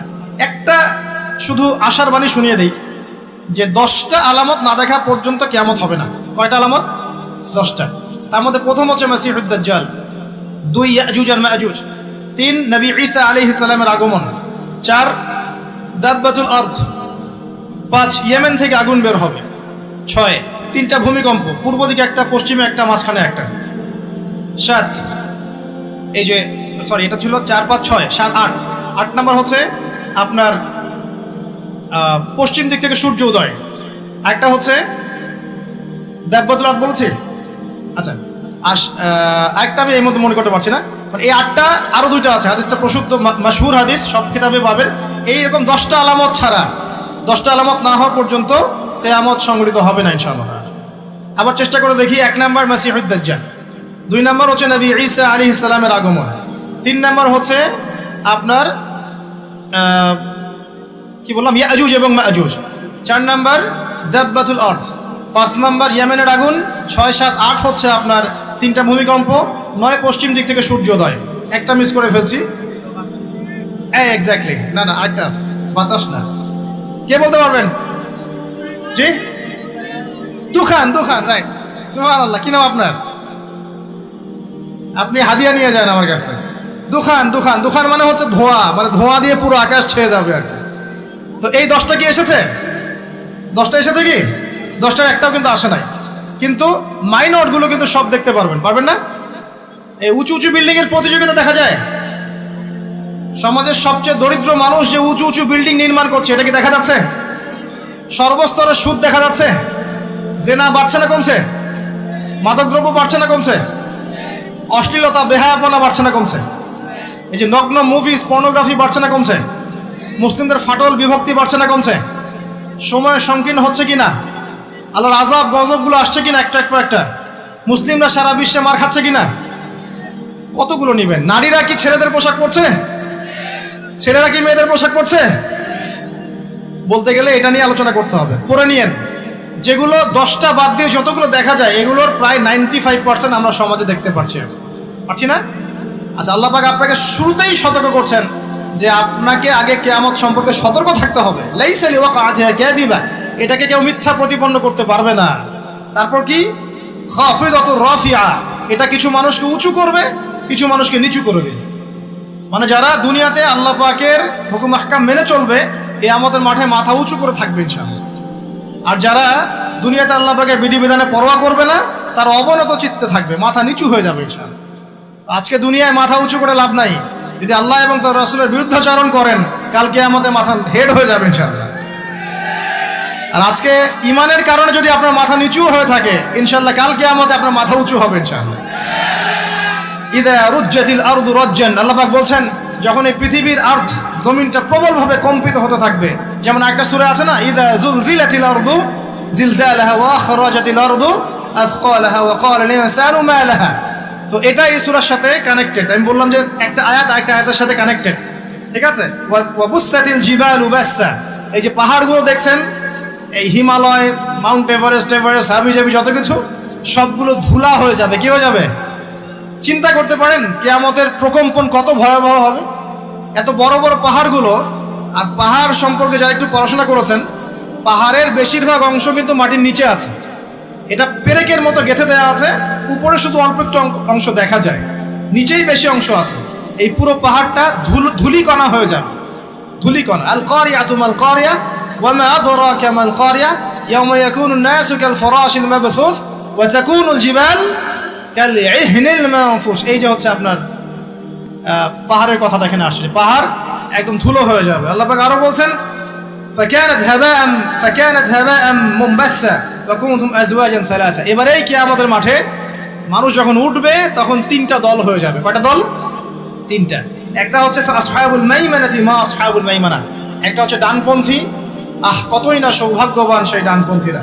ওয়া আসহাবুল মাশআমাতি মা আসহাবুল মাশআমা, একটা বামপন্থী, কতই না হতভাগা সেই বামপন্থী। ওয়াস সাবিকুন আস-সাবিকুন, আরেকটা হচ্ছে অগ্রগামী দল, যারা পৃথিবীতে ইমানের এবং আমলের সব কাজে অগ্রগামী ছিল। তো কিয়ামতের মাঠে 3 দল হবে। উলাইকাল মুকাররাবুন, এরা হবে আল্লাহ পাকের নৈকট্যশীল বান্দা। ফি জান্নাতিন নাঈম, এরা জান্নাতুন নাঈমে থাকবে, মানে যেটাতে স্বাচ্ছন্দ্যময় একটা জান্নাতে তারা বসবাস করবে ইনশাআল্লাহ তাআলা। সুল্লাতুম মিনাল আউয়ালিন, পূর্ববর্তীদের মধ্য থেকে বেশি হবে। ওয়া কালিলুম মিনাল আখিরিন, এবং শেষ জামানার লোকদের মধ্যে কম হবে। তাই না? যত দিন যাচ্ছে তত মানুষ খারাপ হচ্ছে না? তো এই জন্য আগেকার মানুষদের মধ্যে থেকে বেশি জান্নাতে যাবে। তবে একটা সুসংবাদও আছে, একটু পরে আল্লাহ পাক আবার এটাও বলেছেন যে সুল্লাতুম মিনাল আউয়ালিন ওয়া সুল্লাতুম মিনাল আখিরিন, এটাও বলেছেন যে প্রথম দিকের মানুষ থেকেও বেশি, শেষ থেকেও বেশি। এখন যারা আমরা শেষের দিকে আছি, যারা ফিতনা ফাসাদময় পরিবেশে আছে, তাদের জন্য নবী সাল্লাল্লাহু আলাইহি ওয়াসাল্লাম বলেছেন যে তোমরা যদি এরকম ফিতনা ফাসাদময় পরিবেশেও ঈমান ধরে রাখতে পারো, তাহলে 50 জন সাহাবীর সমান নেকি পাবে ইনশাআল্লাহ। এমনকি এমন হাদিস আছে, কেউ যদি আল্লাহর নবীর কোনো মৃত সুন্নতকে জীবিত করতে পারে, সে 50 জন সাহাবীর নেকি পাবে ইনশাআল্লাহ। অন্য একটা হাদিসে আসছে 50 জন শহীদ সাহাবীর সমান নেকি হবে। সাহাবী বলছিলেন মিনহুম আও মিন্না ইয়া রাসূলুল্লাহ, হে আল্লাহর রাসূল, এই 50 জন কি আমাদের মধ্যে না ওদের মধ্যে? নবী সাল্লাল্লাহু আলাইহি ওয়াসাল্লাম বলেন বাল মিনকুম, তোমাদের মধ্য থেকে। সুবহানাল্লাহ। এখানে আপনি বুঝতে পারছেন কিয়ামতের সতর্কতা, আলামতগুলো রিড করবেন, সতর্ক থাকবেন। এবং কিয়ামতের মাঠে মানুষ 3টা দলে ভাগ হয়ে যাবে, বামপন্থীরা জাহান্নামী, ডানপন্থীরা জান্নাতি। এটা সাধারণ জান্নাতীরা, এবং সামনে যারা, এরা হচ্ছে সাবিকুনাল আউয়ালিন, মানে প্রত্যেকটা কাজেই অগ্রগামী ইনশাআল্লাহ। এরা জান্নাতুন নাঈমের মধ্যে থাকবে। এখানে নবীগণ, শহীদগণ, সিদ্দিকগণ থাকবেন ইনশাআল্লাহ তাআলা। আমরা দোয়া করি আল্লাহ পাক আমাদের সবাইকে সেখানে থাকার তৌফিক দান করুন। যদি সেখানে থাকতে নাও পারি, আল্লাহ পাক অ্যাটলিস্ট ডানপন্থীওয়ালা বানিয়ে দিন, আমিন। আল্লাহ পাক যেন বামপন্থীদের অন্তর্ভুক্ত না করেন, আমিন ইয়া রাব্বুল আলামিন। আল্লাহ পাক তার নবীর মাধ্যমে একটা হাদিস জানিয়েছেন, এটা বলে আমি সামনে যাই। নবীজি বলেছেন যে জান্নাতীদের মোট 120টা কাতার হবে। কয়টা? জান্নাতীদের মধ্যে মোট 120টা কাতার মানুষ হবে, যার মধ্যে 80টা কাতার হবে এই উম্মতে মুহাম্মাদির মধ্যে। এবার খুশি? আলহামদুলিল্লাহ। তাহলে 80টা কাতার ইনশাআল্লাহ আমাদের হবে। এবার একটা কষ্টের হাদিসও শোনেন। নবীজি বলছেন যে ইন্না বানি ইসরাঈল তাফাররাকাত আলা 72 মিল্লাহ ওয়া তাফতারিকু উম্মতি আলা 73 মিল্লাহ। নিশ্চয়ই বনু ইসরাঈলরা 72 দলে ভাগ হয়ে গিয়েছিল, আর আমার এই উম্মাহ ভাগ হয়ে যাবে 73 দলে। কয় দলে? কুল্লুহুম ফিন্নার, প্রত্যেকটা দল জাহান্নামী, ইল্লা মিল্লাতান ওয়াহিদাতান, শুধু একটা মাত্র দল জান্নাতি। কিলা, বলা হলো মান হিয়া ইয়া রাসূলুল্লাহ, হে আল্লাহর রাসূল, তারা কারা? নবীজি বলছেন মা আনা আলাইহি ওয়া আসহাবি আল ইয়াউমা, আজকের দিন আমি আর আমার সাহাবীরা যার উপর আছে। 1400 বছর আগের কথা। ওই সময় আল্লাহর রাসূল এবং তার সাহাবীরা যে আকীদা, আদর্শ, মানহাজ তার উপরে ছিলেন, এর উপর যারা থাকবে ইনশাআল্লাহ তারা জান্নাত। তো আমরা চেষ্টা করব আমাদের প্রতিটা কাজ, আমল, আকীদা, মানহাজ যেন তাদের মতো হয়।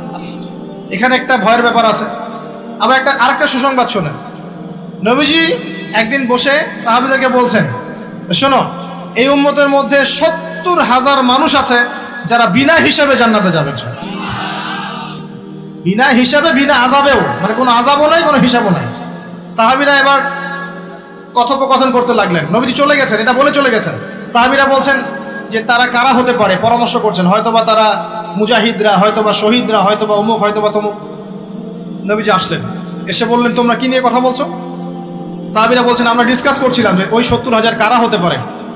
নবীজি বলছেন সাল্লাল্লাহু আলাইহি ওয়াসাল্লাম, শুনে রাখো, ওই 70,000 মানুষের বৈশিষ্ট্য মূলত 4টা। কয়টা?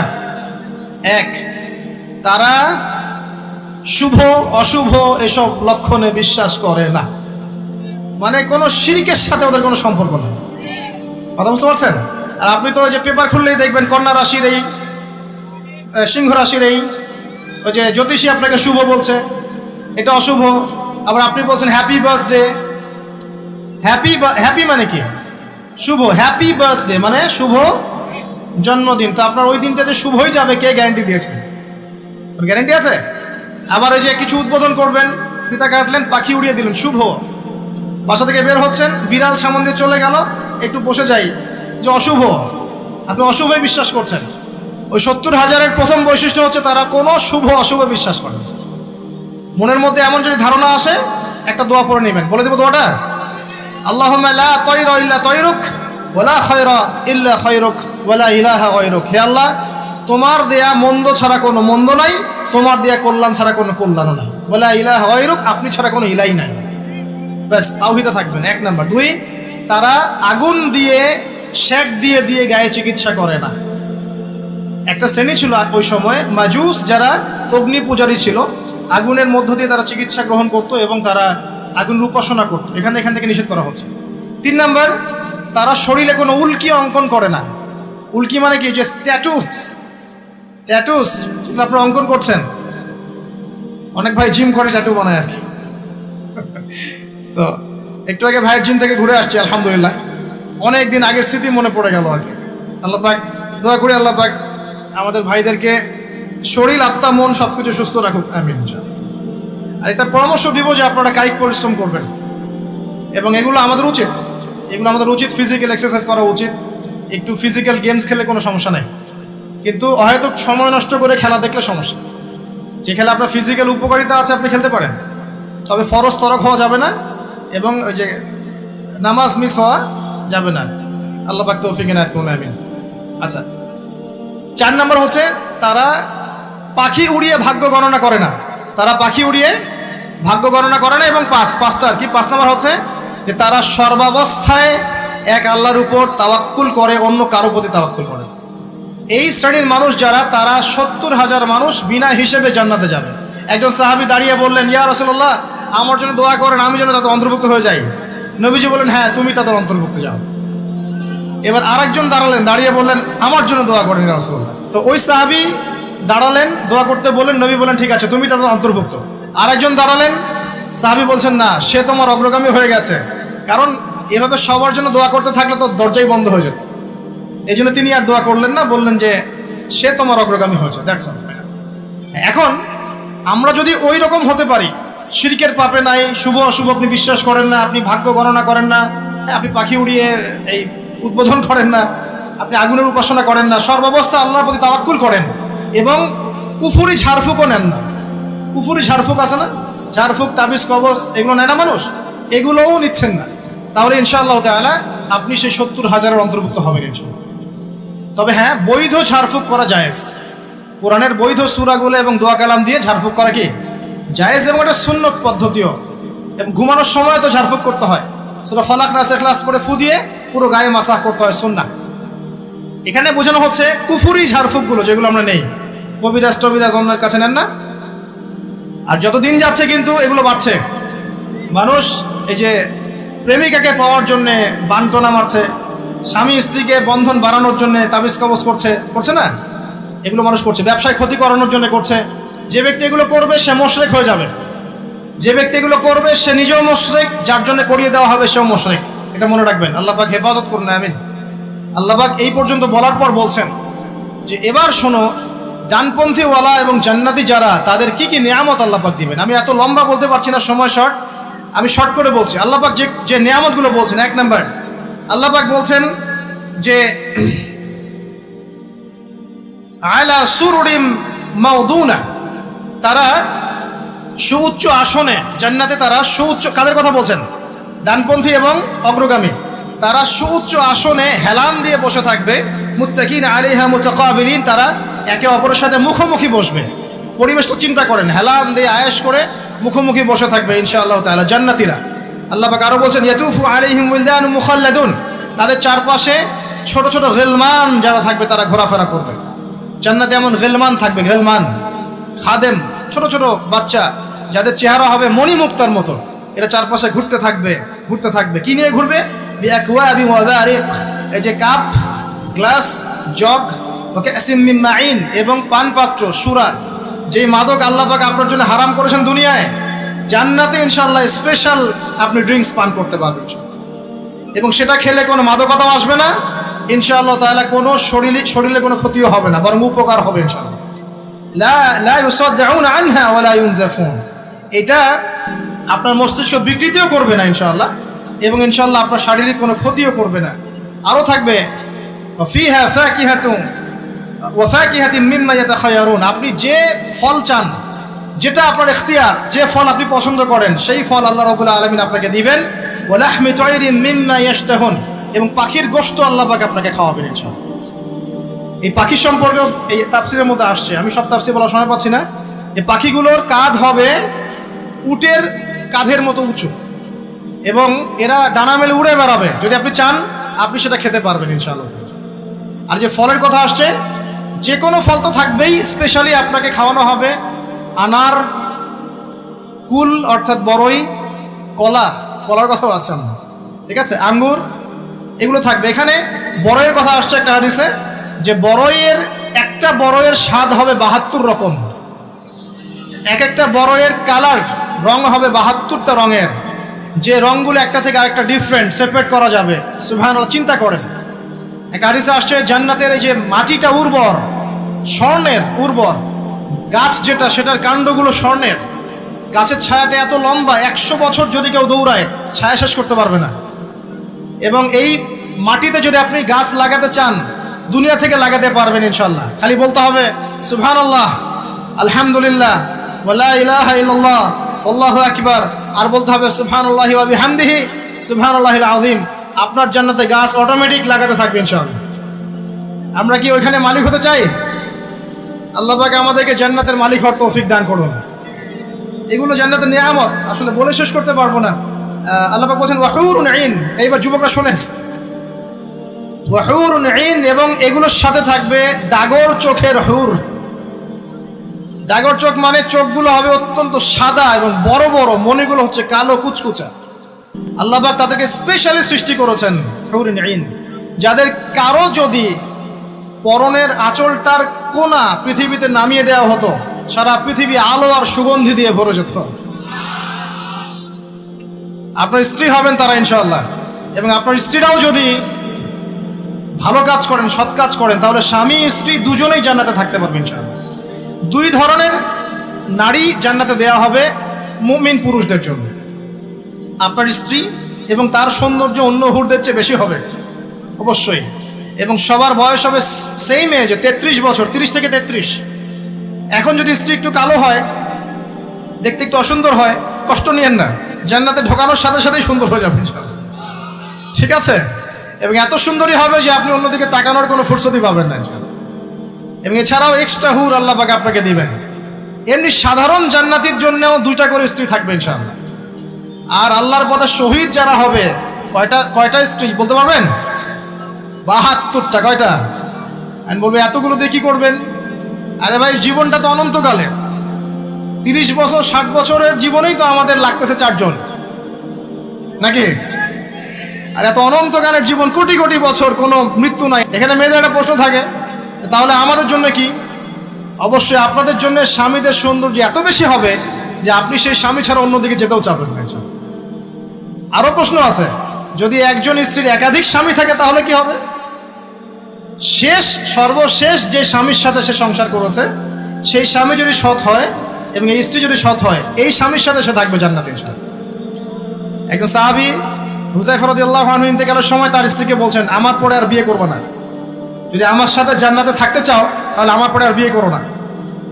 একজন সাহাবী মুআবিয়া রাদিয়াল্লাহু আনহু, তিনি আবু দারদা রাদিয়াল্লাহু আনহু স্ত্রীকে প্রস্তাব দিয়েছিলেন তার ইন্তেকালের পর। তো আবু দারদা রাদিয়াল্লাহু আনহুর স্ত্রী অস্বীকার করছেন, রিফিউজ করলেন, না আমি বিয়ের প্রস্তাবে রাজি নই, না আমি আবু দারদার সাথে জান্নাতে থাকতে চাই। সুবহানাল্লাহ। প্রিয় ভাইরা, পরিবারগুলোকে জান্নাতি বানাতে হবে না? অতএব স্ত্রী, সন্তান, আহাল পরিবার, আত্মীয় স্বজন সবাইকে নিয়ে দিনটা চর্চা করবো ইনশাআল্লাহ তাআলা। আমরা যেন সবাই জান্নাতে থাকতে পারি, আল্লাহ পাক সেই তৌফিক আমাদের সবাইকে দান করুন, আমিন। আল্লাহ পাক আরো বলছেন, জাযাআম বিমা কানু ইয়ামালুন, এই জাযা কেন? দুনিয়াতে তারা যে আমল করেছিল, এই আমলের কারণে তাদেরকে এই জাযা দেয়া হচ্ছে। লা ইয়াসমাউনা ফিহা লাগওয়ান ওয়ালা তা'সীম, জান্নাতে তারা কোনো রকম অসার আজে বাজে কথাও শুনবে না, কোনো গালিগালাজ কিচ্ছু শুনবে না। এই দুনিয়ায় আপনি আজে বাজে কথা, গীবত, তহমত, অপবাদ, সমালোচনা শুনছেন না? জান্নাতে এরকম কোনো কথাবার্তাও কেউ বলবে না ইনশাআল্লাহ। ইল্লা কিলান সালামান সালামান, শুধু সবাই একটাই কথা বলবে, সালাম সালাম, শান্তি এবং শান্তি, যেখানে আল্লাহ পাক স্বয়ং আমাদেরকে সালাম দিবে ইনশাআল্লাহ। ওখানে একটা কথা বলতে ভুলে গেছি, হুরুন আইনরা কিন্তু গানও শোনাবে, এবং তারা এমন গান শোনাবে যে এই গান পৃথিবীর কোনো মানুষ কখনো শোনে না, ঠিক আছে? তাদের একটা বর্ণনা আসছে, তাদের সৃষ্টিটা আল্লাহ পাক এত উন্নত করেছেন যে বাহির থেকে তাদের যে আপনি মানে বডি, তার যে কালার, চামড়া থেকে শুরু করে মজ্জি, হাড্ডি, বাইরে থেকে সব দেখা যাবে এরকম, এত উঁচু স্তরের সৃষ্টি। প্রিয় ভাইরা, এখন যদি দুনিয়াতে জেনা থেকে বাঁচতে পারেন, ইনশাআল্লাহ হুর অপেক্ষা করছে। আর দুনিয়াতে যে ফ্রি মিক্সিংয়ে যাবেন, আর দুনিয়ার এই নগ্ন হুরপড়ের পিছনে দৌড়ালে আর ওই হুর পাওয়া হবে না। কথা কি বুঝতে পারছেন? দুনিয়াতে ফ্রি মিক্সিংয়ে যায় না, জেনায় যায় না, হারাম রিলেশনশিপে যায় না, ব্যভিচার করেন না, পরকিয়া করেন না। ইনশাআল্লাহ আপনার জন্য আল্লাহ পাক স্পেশাল সৃষ্টি রেখে দিয়েছেন ইনশাআল্লাহ। আল্লাহ রাব্বুল আলামিন তো আমাদেরকে ক্ষমা করার জন্য এতটাই ব্যাকুল যে সামান্য একটা ইস্যুতে আল্লাহ পাক ক্ষমা করে দিতে পারেন। আপনারা কিফিলের ঘটনা জানেন? সুবহানাল্লাহ, একজন ব্যক্তি ছিলেন বনু ইসরাইলের, ইয়াং যুবক আমাদের মতো। সে প্রত্যেক রাতে একজন করে সুন্দরী নারী নিয়ে থাকতো, প্রত্যেক রাতে একজন। টাকা পয়সাও ছিল প্রচুর, প্রতি রাতে একটা করে মেয়ে লাগে, কিফল। এখন একদিন এরকম চলতে চলতে চলতে মেয়ে নিয়ে রাত কাটায় এবং মদ খায়, রাত কাটায় মদ খায়। করতে করতে এক রাতে এক মেয়েকে নিয়ে আসছে 60 দিনার দিয়ে। কত দিনার? 60 দিনার। 60 দিনার দিয়ে কিন্তু প্রায় আমার মনে হয় এটা 30 লাখ টাকার মতো হতে পারে, আমার ধারণা আর কি, আরও বেশি হতে পারে। একটা মেয়ে নিয়ে আসছে। সেই মেয়ের সাথে যখন সে সেক্সুয়াল সম্পর্ক করতে যাবে, সেই মেয়ে কান্নাকাটি করছে। সে মেয়ে বলছে, আমি আসলে সতী সাথী নারী, আমি খারাপ মেয়ে না, আজকে অভাবের তাড়নায় বাধ্য হয়ে আমাকে যে আসতে হয়েছে, এই জন্য আমি কান্নাকাটি করছি। কিফিলের মনের মধ্যে দয়া হলো, সে মেয়েটাকে ছেড়ে দিল, বললো যাও, তুমি চলে যাও। এবং তার যে 60টা দিনার সেটাও ফেরত না নিয়ে সেই মেয়েকে দিয়ে বললো, এই টাকা দিয়ে কিছু করে সংসার চালাও। ওই রাতে কিফিল মারা যায়। এই ব্যক্তির জানাজা কে পড়াবে, কে লাশ কবরে দিবে, কেউ আগ্রহী না। খারাপ মানুষের কাছে কেউ যেতে চায়? তো জানে, আল্লাহ রাব্বুল আলামিন এটা জানেন যে মানুষ তাকে খারাপ বলবে। সকালবেলা যখন তার ঘরের সামনে যাওয়া হলো, দেখা গেল কি জানেন? তার দরজার মধ্যে আল্লাহ রাব্বুল আলামিন তার কুদরত দিয়ে লিখিয়ে দিয়েছেন, ইন্নাল্লাহা ক্বাদ গাফারা লিল কিফলি। আল্লাহ রাব্বুল আলামিন কিফিলকে মাফ করে দিয়েছেন। আল্লাহ পাক ক্ষমা করতে সামান্য একটা ইস্যু যথেষ্ট। আল্লাহ পাকের ক্ষমা পাওয়ার জন্য একটা সামান্য ইস্যু যথেষ্ট। একজন মহিলা একটা বিড়ালকে একজন মহিলা একটা কুকুরকে পানি পান করিয়েছিল। এই ব্যভিচারী নারী একটা কুকুরকে পানি পান করানোর বদৌলতে জান্নাতে চলে গেছে।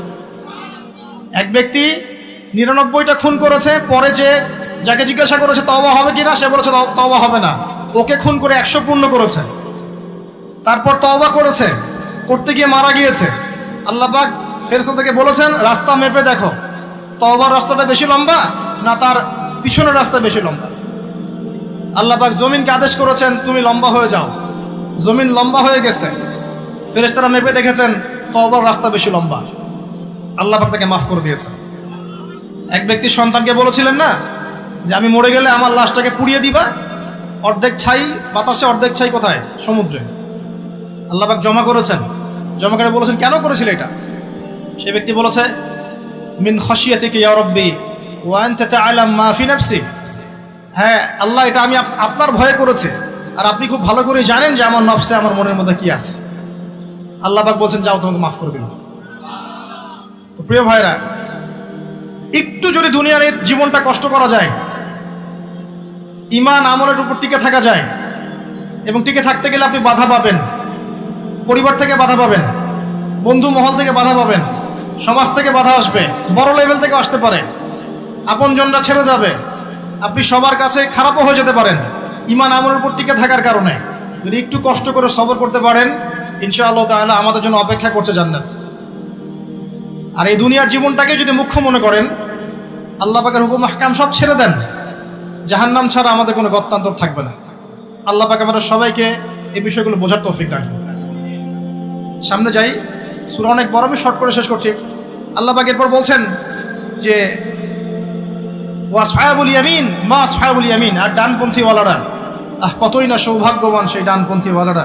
ফি সিদরিন মাখদুদ, তারা থাকবে এই যে কুল গাছ, একটু আগে বললাম, বড়ই গাছ, কাঁটাহীন বড়ই গাছ তাদের জন্য দেওয়া হবে। ওয়া তালহিম মামদুদ, এবং কাঁধি কাঁধি কলা সাজিয়ে দেওয়া হবে। কলার কথা বললাম না, কলা খেতে দেওয়া হবে, কলা খায়েন বেশি করে। ওয়াজুল্লিম মামদুদ, জিল মানে ছায়া, মামদুদ লম্বা, মানে এত লম্বা ছায়া হবে যেই ছায়া 100 বছর অতিক্রম করেও কেউ পার করতে পারবে না। ও মাইম মাসকুব, এবং এখানে পানি থাকবে, বিশুদ্ধ পানি, শুভ্র সাদা। এখানে কেউ বলেছেন এটা দ্বারা হাউজে কাউসার উদ্দেশ্য হতে পারে, যে হাউজে কাউসারের পানি খেলে আপনি কোনোদিনও পিপাসার্ত হবেন না ইনশাআল্লাহ। মধুর চেয়ে বেশি মিষ্টি, এবং দুধের চেয়ে বেশি সাদা। ও ফাকিহাতিন কাসীরা, এবং অনেক অনেক রকম ফাকিহা বা ফল ফলাদি থাকবে। লা মাকতুআতিন ওয়ালা মামনুআ, এগুলোকে নিষেধ করা হবে না এবং সাপ্লাইটা বন্ধ করে দেওয়া হবে না, কন্টিনিউয়াসলি সাপ্লাই আসতে থাকবে, কেউ বারণ করবে না ইনশাআল্লাহ। ও ফুরুশিম মারফুআ, এবং সুউচ্চ বিছানা আপনাকে দেওয়া হবে। ফুরুশ, ফারাশ, ফুরুশ বহু বচন, আপনাকে দেওয়া হবে কি সুউচ্চ বিছানা। ইন্না আনশানাহুন্না ইনশাআ, এবং হুরুন ইন দেওয়া হবে, যে হুরদেরকে আল্লাহ পাক স্পেশালি সৃষ্টি করেছেন, স্পেশাল ক্রিয়েচার আল্লাহ পাক। ফাজআলনাহুন্না আবকারান, আর আমি আল্লাহ সেই হুরদেরকে বানিয়েছি কুমারী। প্রত্যেকবার আপনি তাদের কাছে যাবেন, আবার তারা কুমারী হয়ে যাবে ইনশাআল্লাহ তাআলা। আর আজকে যদি এই যে বললাম জেনায় লিপ্ত থাকেন, তাহলে সেই কুমারী হুর পাওয়া হবে না। আল্লাহ পাক বোঝার তৌফিক দান করুন। উরুবান আতরাবা, তারা খুব প্রেমময়ী হবে এবং স্বামী ভক্ত হবে। লিআসহাবিল ইয়ামিন, ডানপন্থী ওয়ালাদের জন্য।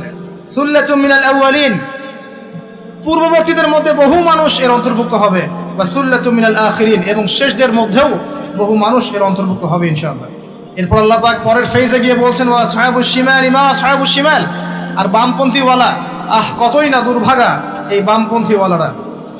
ফি সামুমি ওয়া হামিম, এরা থাকবে উষ্ণ বাতাসে এবং হামিমের মধ্যে। হামিম মানে কি জানেন? ফুটন্ত পানি। সামুম উষ্ণ বাতাস, প্রচণ্ড গরম বাতাস প্রবাহিত হবে আর গরম পানি খেতে দেওয়া হবে। আর কি ওয়াজুল্লিম মিন ইয়াহমুম, এমন ছায়ায় দাঁড় করানো হবে যে ছায়াটা কালো ধোঁয়া দ্বারা আচ্ছাদিত হয়ে থাকবে। লা বারিদিন ওয়ালা কারীম, এগুলো ঠান্ডা হবে না এবং আরামদায়ক হবে না। ইন্নাহুম কানু ক্বাবলা যালিকা মুতরাফিন, এই শাস্তি কেন হবে? কারণ দুনিয়ার জীবনে তারা আল্লাহ পাকের হুকুম আহকামের যাররা পরোয়া করতো না, তারা সীমা লঙ্ঘন করতো। ও কানু ইউসিরুনা আলাল হিনসিল আযীম, এবং এই যে মানে দুনিয়ার জীবনে তারা সব ধরনের যে কবিরা গুনাহ, এই কবিরা গুনাহতে তারা লিপ্ত থাকতো, এই কারণে ওদেরকে শাস্তি দেওয়া হয়। এই দুনিয়ার জীবনে আমরা সুদ খাচ্ছি না ভাই? সুদ, ঘুষ, জেনা, ব্যভিচার, আত্মসাৎ, দুর্নীতি আমরা করছি না? যদি এই হয় আমাদের অবস্থা, তাহলে আমাদের জন্য অপেক্ষা করছে আসহাবুশ শিমাল এবং জাহান্নামের আযাবগুলো। আল্লাহ হেফাজত করুন, আমিন। ওয়া কানু ইয়াকুলুন, এবং তারা আরো বলতো, এই লোকগুলো আরো বলতো, আইযা মিতনা ওয়া কুননা তুরাবান ওয়া ইযামা আইন্না লামাবউসুন, তারা আরো বলতো আমরা যখন মারা যাব, আমাদের হাড় হাড্ডি যখন এরকম পচে যাবে, গোশত থাকবে না, আমাদেরকে কি আল্লাহ পাক আবার জীবিত করবেন? তারা সংশয় প্রকাশ করতো। আবাউনাল আউয়ালিন, আমাদেরকেও করবে, আমাদের বাপ দাদা তাদেরকেও করবে, এটাও কি সম্ভব? তারা অস্বীকার করতো, আজকের নাস্তিক প্রজন্মের মতো। কুল ইন্নাল আউয়ালিনা ওয়াল আখিরিন, আল্লাহ পাক বলেন বলে দিন হে নবী, হে নবী আপনি বলে দিন, অবশ্যই তোমাদেরকে তো করা হবে এবং তোমাদের পূর্ববর্তীদেরকেও করা হবে, শেষদেরকেও করা হবে, সামনের মানুষকে করা হবে। লামাজমুউনা ইলা মিকাতি ইয়াউমিন মা'লুম, নিঃসন্দেহে তোমাদের সবাইকে সেই সুনির্ধারিত দিনে একত্রিত করা হবে। সুম্মা ইন্নাকুম আইয়ুহাদ দাল্লুনাল মুকাজ্জিবুন, এরপর হে তোমরা পথভ্রষ্টরা এবং মিথ্যা প্রতিপন্নকারীরা, শুনে রাখো, লাআকিলুনা মিন শাজারিন মিন যাক্কুম, তোমাদেরকে খাওয়ানো হবে যাক্কুম গাছের সেই তিক্ত বিষাক্ত ফল। ফামালিউনা মিনহাল বুতুন, এগুলো তোমাদের পেটের মধ্যে কোনো তৃপ্তি নিয়ে আসবে না, পেট ভরবে না এগুলোতে। ফাশারিবুনা আলাইহি মিনাল হামিম, এবং তোমাদেরকে হামিমের শরাব পান করানো হবে, ফুটন্ত উত্তপ্ত পানি পান করানো হবে। ফাশারিবুনা শুরবাল হিম, এই উত্তপ্ত পানিটাও তোমরা তখন উটের মতো করে পান করবে। উট যেমন করে গটগট করে পানি পান করে, সেই উত্তপ্ত পানিও তোমরা গটগট করে পান করা শুরু করবে। হাদা নুজুলুহুম ইয়াউমাদ্দিন, এগুলো হবে জাহান্নামীদের সেই দিনের মেহমানদারি। নাহনু খালাকনাকুম ফালাউলা তুসাদ্দিকুন, আমরা তোমাদেরকে সৃষ্টি করেছিলাম, আল্লাহ পাক বলেন আমি তোমাদেরকে সৃষ্টি করেছিলাম, তোমরা কি তারপরেও আমার প্রতি বিশ্বাস করবে না? এরপর আল্লাহ পাক কিছু নিয়ামতের কথা বলছেন, যে আফরাআইতুম মা তুমনুন, তোমরা যে বীর্যপাত ঘটাও, সেই বীর্যের দিকে কখনো লক্ষ্য করেছো কি? আনতুম তাখলুকুনাহু আম নাহনুল খালিকুন, তোমরা কি সেই বীর্য সৃষ্টি করেছো না আমি আল্লাহ সেটা সৃষ্টি করেছি? নাহনু কদ্দারনা বাইনাকুমুল মাউত, আমি আল্লাহ তোমাদের মধ্যে মৃত্যু সৃষ্টি করেছি, মৃত্যুর সময় নির্ধারণ করেছি। ওয়ামা নাহনু বিমাসবুকিন, এবং আমাদেরকে বাধ্য করে, আমি আল্লাহ আমাকে বাধ্য করে এমন কোনো সত্তা নাই। আলা আন নুবাদদিল আমসালাকুম ওয়া নুশিআকুম ফিমা লা তা'লামুন, আল্লাহ পাক বলছেন আল্লাহ পাক চাইলেই তোমাদেরকে সরিয়ে নতুন সৃষ্টি নিয়ে আসতে পারেন, যে সম্পর্কে তোমাদের কোনো ধারণাই নেই। ওয়া লাকাদ আলিমতুম নাশআতাল উলা ফালাউলা তাযাক্কারুন, আর তোমরা তো খুব ভালো করেই জানো প্রথমবার তোমাদেরকে কেমন করে সৃষ্টি করেছিলাম। আফরাআইতুম মা তাহরুসুন, তোমরা কি যে চাষবাসগুলো করো এই ফসলের দিকে তাকিয়ে দেখো না? আনতুম তাজরাউনাহু আম নাহনু সারিউন, তোমরা কি এই ফসলগুলো ফলাও, না আমি এখান মাটি থেকে এটাকে উৎপন্ন করি? লাউ নাশাউ লাজআলনাহু হুতামা, আমি যদি চাইতাম তাহলে ফসলগুলোকে আমি খড়কুটায় পরিণত করতাম। ফাযালতুম তাফাক্কাহুন, তোমরা তখন কি হতে? তাফাক্কাহুন, বোকা হয়ে যেতে। তোমরা ফসল দেখতা যে ফসল সব নষ্ট হয়ে গেছে, তোমরা মনে করতে হায় এটা আমার কি? আল্লাহ পাক বলছেন ইন্না লামুগরামুন, তোমরা বলতে আমরা তো ক্ষতিগ্রস্ত হয়ে গেলাম। বাল নাহনু মাহরুমুন, বরং তোমরা মাহরুম হয়ে গেলে। আফরাআইতুমুল মা আল্লাযী তাশরাবুন, তোমরা কি সেই পানির দিকে লক্ষ্য করো না যেই পানি তোমরা পান করছো? আনতুম আনজালতুমুহু মিনাল মুজনি আম নাহনুল মুনজিলুন, তোমরা কি পানি মেঘ থেকে নাজিল করো, না আমি আল্লাহ মেঘ থেকে নাজিল করি? লাউ নাশাউ জাআলনাহু উজাজান ফালাউলা তাশকুরুন, আমি আল্লাহ যদি চাইতাম তাহলে তোমাদের সমস্ত পানিকে লবণাক্ত বানিয়ে দিতাম, নোনা বানিয়ে দিতাম, তোমরা কি তবুও শুকরিয়া আদায় করবে না? আফরাআইতুমুন নারুল্লাতী তুরুন, তোমরা কি আগুনের দিকে দেখেছো কখনো? আগুনের দিকে তাকিয়ে কখনো কি শুকরিয়া আদায় করেছো? আনতুম আনশাতুম শাজারাতাহা আম নাহনুল মুনশিউন, এই গাছের কাঠগুলো কি তোমরা উৎপন্ন করো, না আমি আল্লাহ উৎপন্ন করি? নাহনু জাআলনাহা তাযকিরাতাও ওয়া মাতাআন লিল মুকওয়িন, এই আগুনটাকে আমি বানিয়েছি তোমাদের জন্য উপদেশ স্বরূপ। উপদেশ কেন? কারণ এই আগুনটা হচ্ছে জাহান্নামের 70 ভাগের 1 ভাগ। আর আমরা যে আগুনটা ইউজ করি, এই আগুনটা ইউজ করানোর জন্য এই আগুনকে দুই বার সাগরের মধ্যে ঠান্ডা করা হয়েছে, তারপরে আগুনের এই শেপটা এসেছে। এই আগুন ছাড়া বিশ্বে আমরা কোনো কাজ করতে পারবো? এই আগুনের দিকে কখনো তাকিয়েছো? তোমরা কি আগুন কাঠ থেকে তোমরা যে আগুন জ্বালাও, এটা কি কাঠ তোমরা তৈরি করতে পারো না? আমি তৈরি করে দিই। আল্লাহ পাক বলছেন যে এই আগুনটাকে বানিয়েছি উপদেশ স্বরূপ। নাহনু জাআলনাহা তাযকিরাতান, এটাকে উপদেশ বানিয়েছে। মাতাআন লিল মুকওয়িন, এবং তোমাদের জন্য ভোগোপকরণ বানিয়েছে। ফাসাব্বিহ বিসমি রাব্বিকাল আযীম, যদি আল্লাহ পাকের সমস্ত নিয়ামতগুলো তোমরা স্বীকার করে থাকো তাহলে এখনই বলো সুবহান রাব্বিয়াল আযীম, সুবহানা রাব্বিয়াল আযীম। আমরা কোথায় বলি এটা? নামাজের রুকুতে। দেখুন কোথায় আমরা কি বলছি, যার অর্থ কি, কার সাথে কত বিষয় সম্পৃক্ত আছে, দেখেছেন? এরপর আল্লাহ পাক বলেছেন যে ফালা উকসিমু বিমাওয়াকি'ন নুজুম, প্রথমে যেটা বললাম, আমি কসম করছি নক্ষত্রের অবস্থান স্থলের। ওয়া ইন্নাহু লাকাসামুন লাউ তা'লামুনা আযীম, নিশ্চয়ই এটা একটা বড় কসম যদি তোমরা জানতে। ইন্নাহু লাকুরআনুন কারীম, নিশ্চয়ই এটা হচ্ছে কুরআনুল কারীম। ফি কিতাবিম মাকনুন, এটা মাকনুন কিতাবে আছে। লা ইয়ামাসসুহু ইল্লাল মুতাহহারুন, পবিত্রতা অর্জনকারী ছাড়া এটাকে স্পর্শ করতে পারে না। তানজিলুম মির রাব্বিল আলামিন, এটা রব্বুল আলামিনের পক্ষ থেকে নাজিল করা হয়েছে। আফা বিহাযাল হাদীসি আনতুম মুদহিনুন, তোমরা কি এই হাদিসটাকে অস্বীকার করছো, এড়িয়ে যাচ্ছ? ওয়া তাজআলুনা রিজকাকুম আন্নাকুম তুকাযযিবুন, অস্বীকার করাটাকে রিজিক বানিয়ে নিয়েছো। ফালাউলা ইযা বালাগাতিল হুলকুম, কখনো নয় যখন তোমাদের কণ্ঠের মধ্যে প্রাণ চলে আসবে। ওয়া আনতুম হিনা ইযা তানজুরুন, সে সময় তোমরা ফেলফেল করে তাকিয়ে থাকবে। ওয়া নাহনু আকরাবু ইলাইহি মিনকুম ওয়ালাকিন লা তুবসিরুন, আল্লাহ পাক বলছেন আমি আল্লাহ ওই মাইয়েতের কাছে থাকি তোমাদের চাইতে, তোমরা বুঝতে পারো না, তোমরা জানো না। তারজিউনাহা ইন কুনতুম সাদিকিন, তোমরা যদি সত্যবাদী হও ওর প্রাণটা ফিরিয়ে নিয়ে আসো।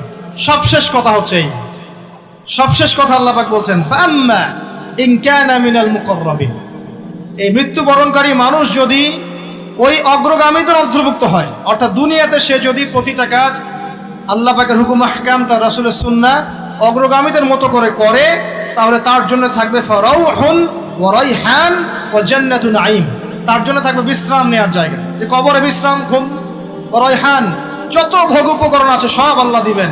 ওয়া জান্নাতুন নাঈম, এবং স্বাচ্ছন্দ্যে ভরা একটা জান্নাত, চিরস্থায়ী জীবন আল্লাহ পাক দিবেন। এটা এক নম্বর শ্রেণী। 2, ওয়া আম্মা ইন কানা মিন আসহাবিল ইয়ামিন, আচ্ছা অগ্রগামী না হয়েও যদি সে ডানপন্থী ওয়ালা হতে পারে তাহলে ফাসালামুল লাকা মিন আসহাবিল ইয়ামিন, তাহলে ডানপন্থী ওয়ালাদের জন্যও সালাম আল্লাহর পক্ষ থেকে কি থাকবে? সালামুন আলাইকুম তিবতুম খালিদিনা ফিহা আবাদা, তোমরা এখানে চিরস্থায়ী হবে। আর 3 নম্বর ওয়া আম্মা ইন কানা মিনাল মুকাদ্দিবিন, আর যদি অগ্রগামী হতে না পারো, ডানপন্থী ওয়ালাও হতে না পারো, যদি তোমরা মিথ্যা প্রতিপন্নকারীদের অন্তর্ভুক্ত হও, আর দাল্লিন যারা পথভ্রষ্ট, ফানুজুলুম মিন হামিম, তাহলে তোমাদের জন্য থাকবে হামিম, ফুটন্ত পানি, ওয়া তাসলিয়াতু জাহিম, এবং জাহান্নামের মর্মান্তিক আযাব, প্রবেশ। ইন্না হাযা লাহু হাক্কুল ইয়াকিন, আর এটা কোনো খেলতামাশা নয়, মিথ্যা কথা নয়, হাক্কুল ইয়াকিন, এটা হচ্ছে ধ্রুব সত্য কথা। অতএব ফাসাব্বিহ বিসমি রাব্বিকাল আযীম, তোমরা সবাই এই রব্বিয়াল আযীম, এই আযীম মহান রবের তাসবিহ পাঠ করো এবং বলো সুবহানা রাব্বিয়াল আযীম। আমরা সবাই বলি সুবহান রাব্বিয়াল আযীম। সূরা ওয়াকিয়ার মধ্যে আল্লাহ রাব্বুল আলামিন প্রথমে কি বলেছেন? কিয়ামতের ভয়াবহতার কথা, তিন শ্রেণীর মানুষের কথা, ডানপন্থী ওয়ালাদেরকে আল্লাহ পাক কি নিয়ামত দিবেন, অগ্রগামীদেরকে কি নিয়ামত দিবেন, বামপন্থীদের কি অবস্থা হবে, এবং কোরআন কেন্দ্রিক আমাদের কাজগুলো কি। আল্লাহ রাব্বুল আলামিন এভাবে আমাদের প্রত্যেককে প্রত্যেকটা সূরা খুঁটে খুঁটে পড়ার তৌফিক দান করুন, ব্যাখ্যা সহ পড়ার তৌফিক দান করুন, বিশ্লেষণ করার তৌফিক দান করুন।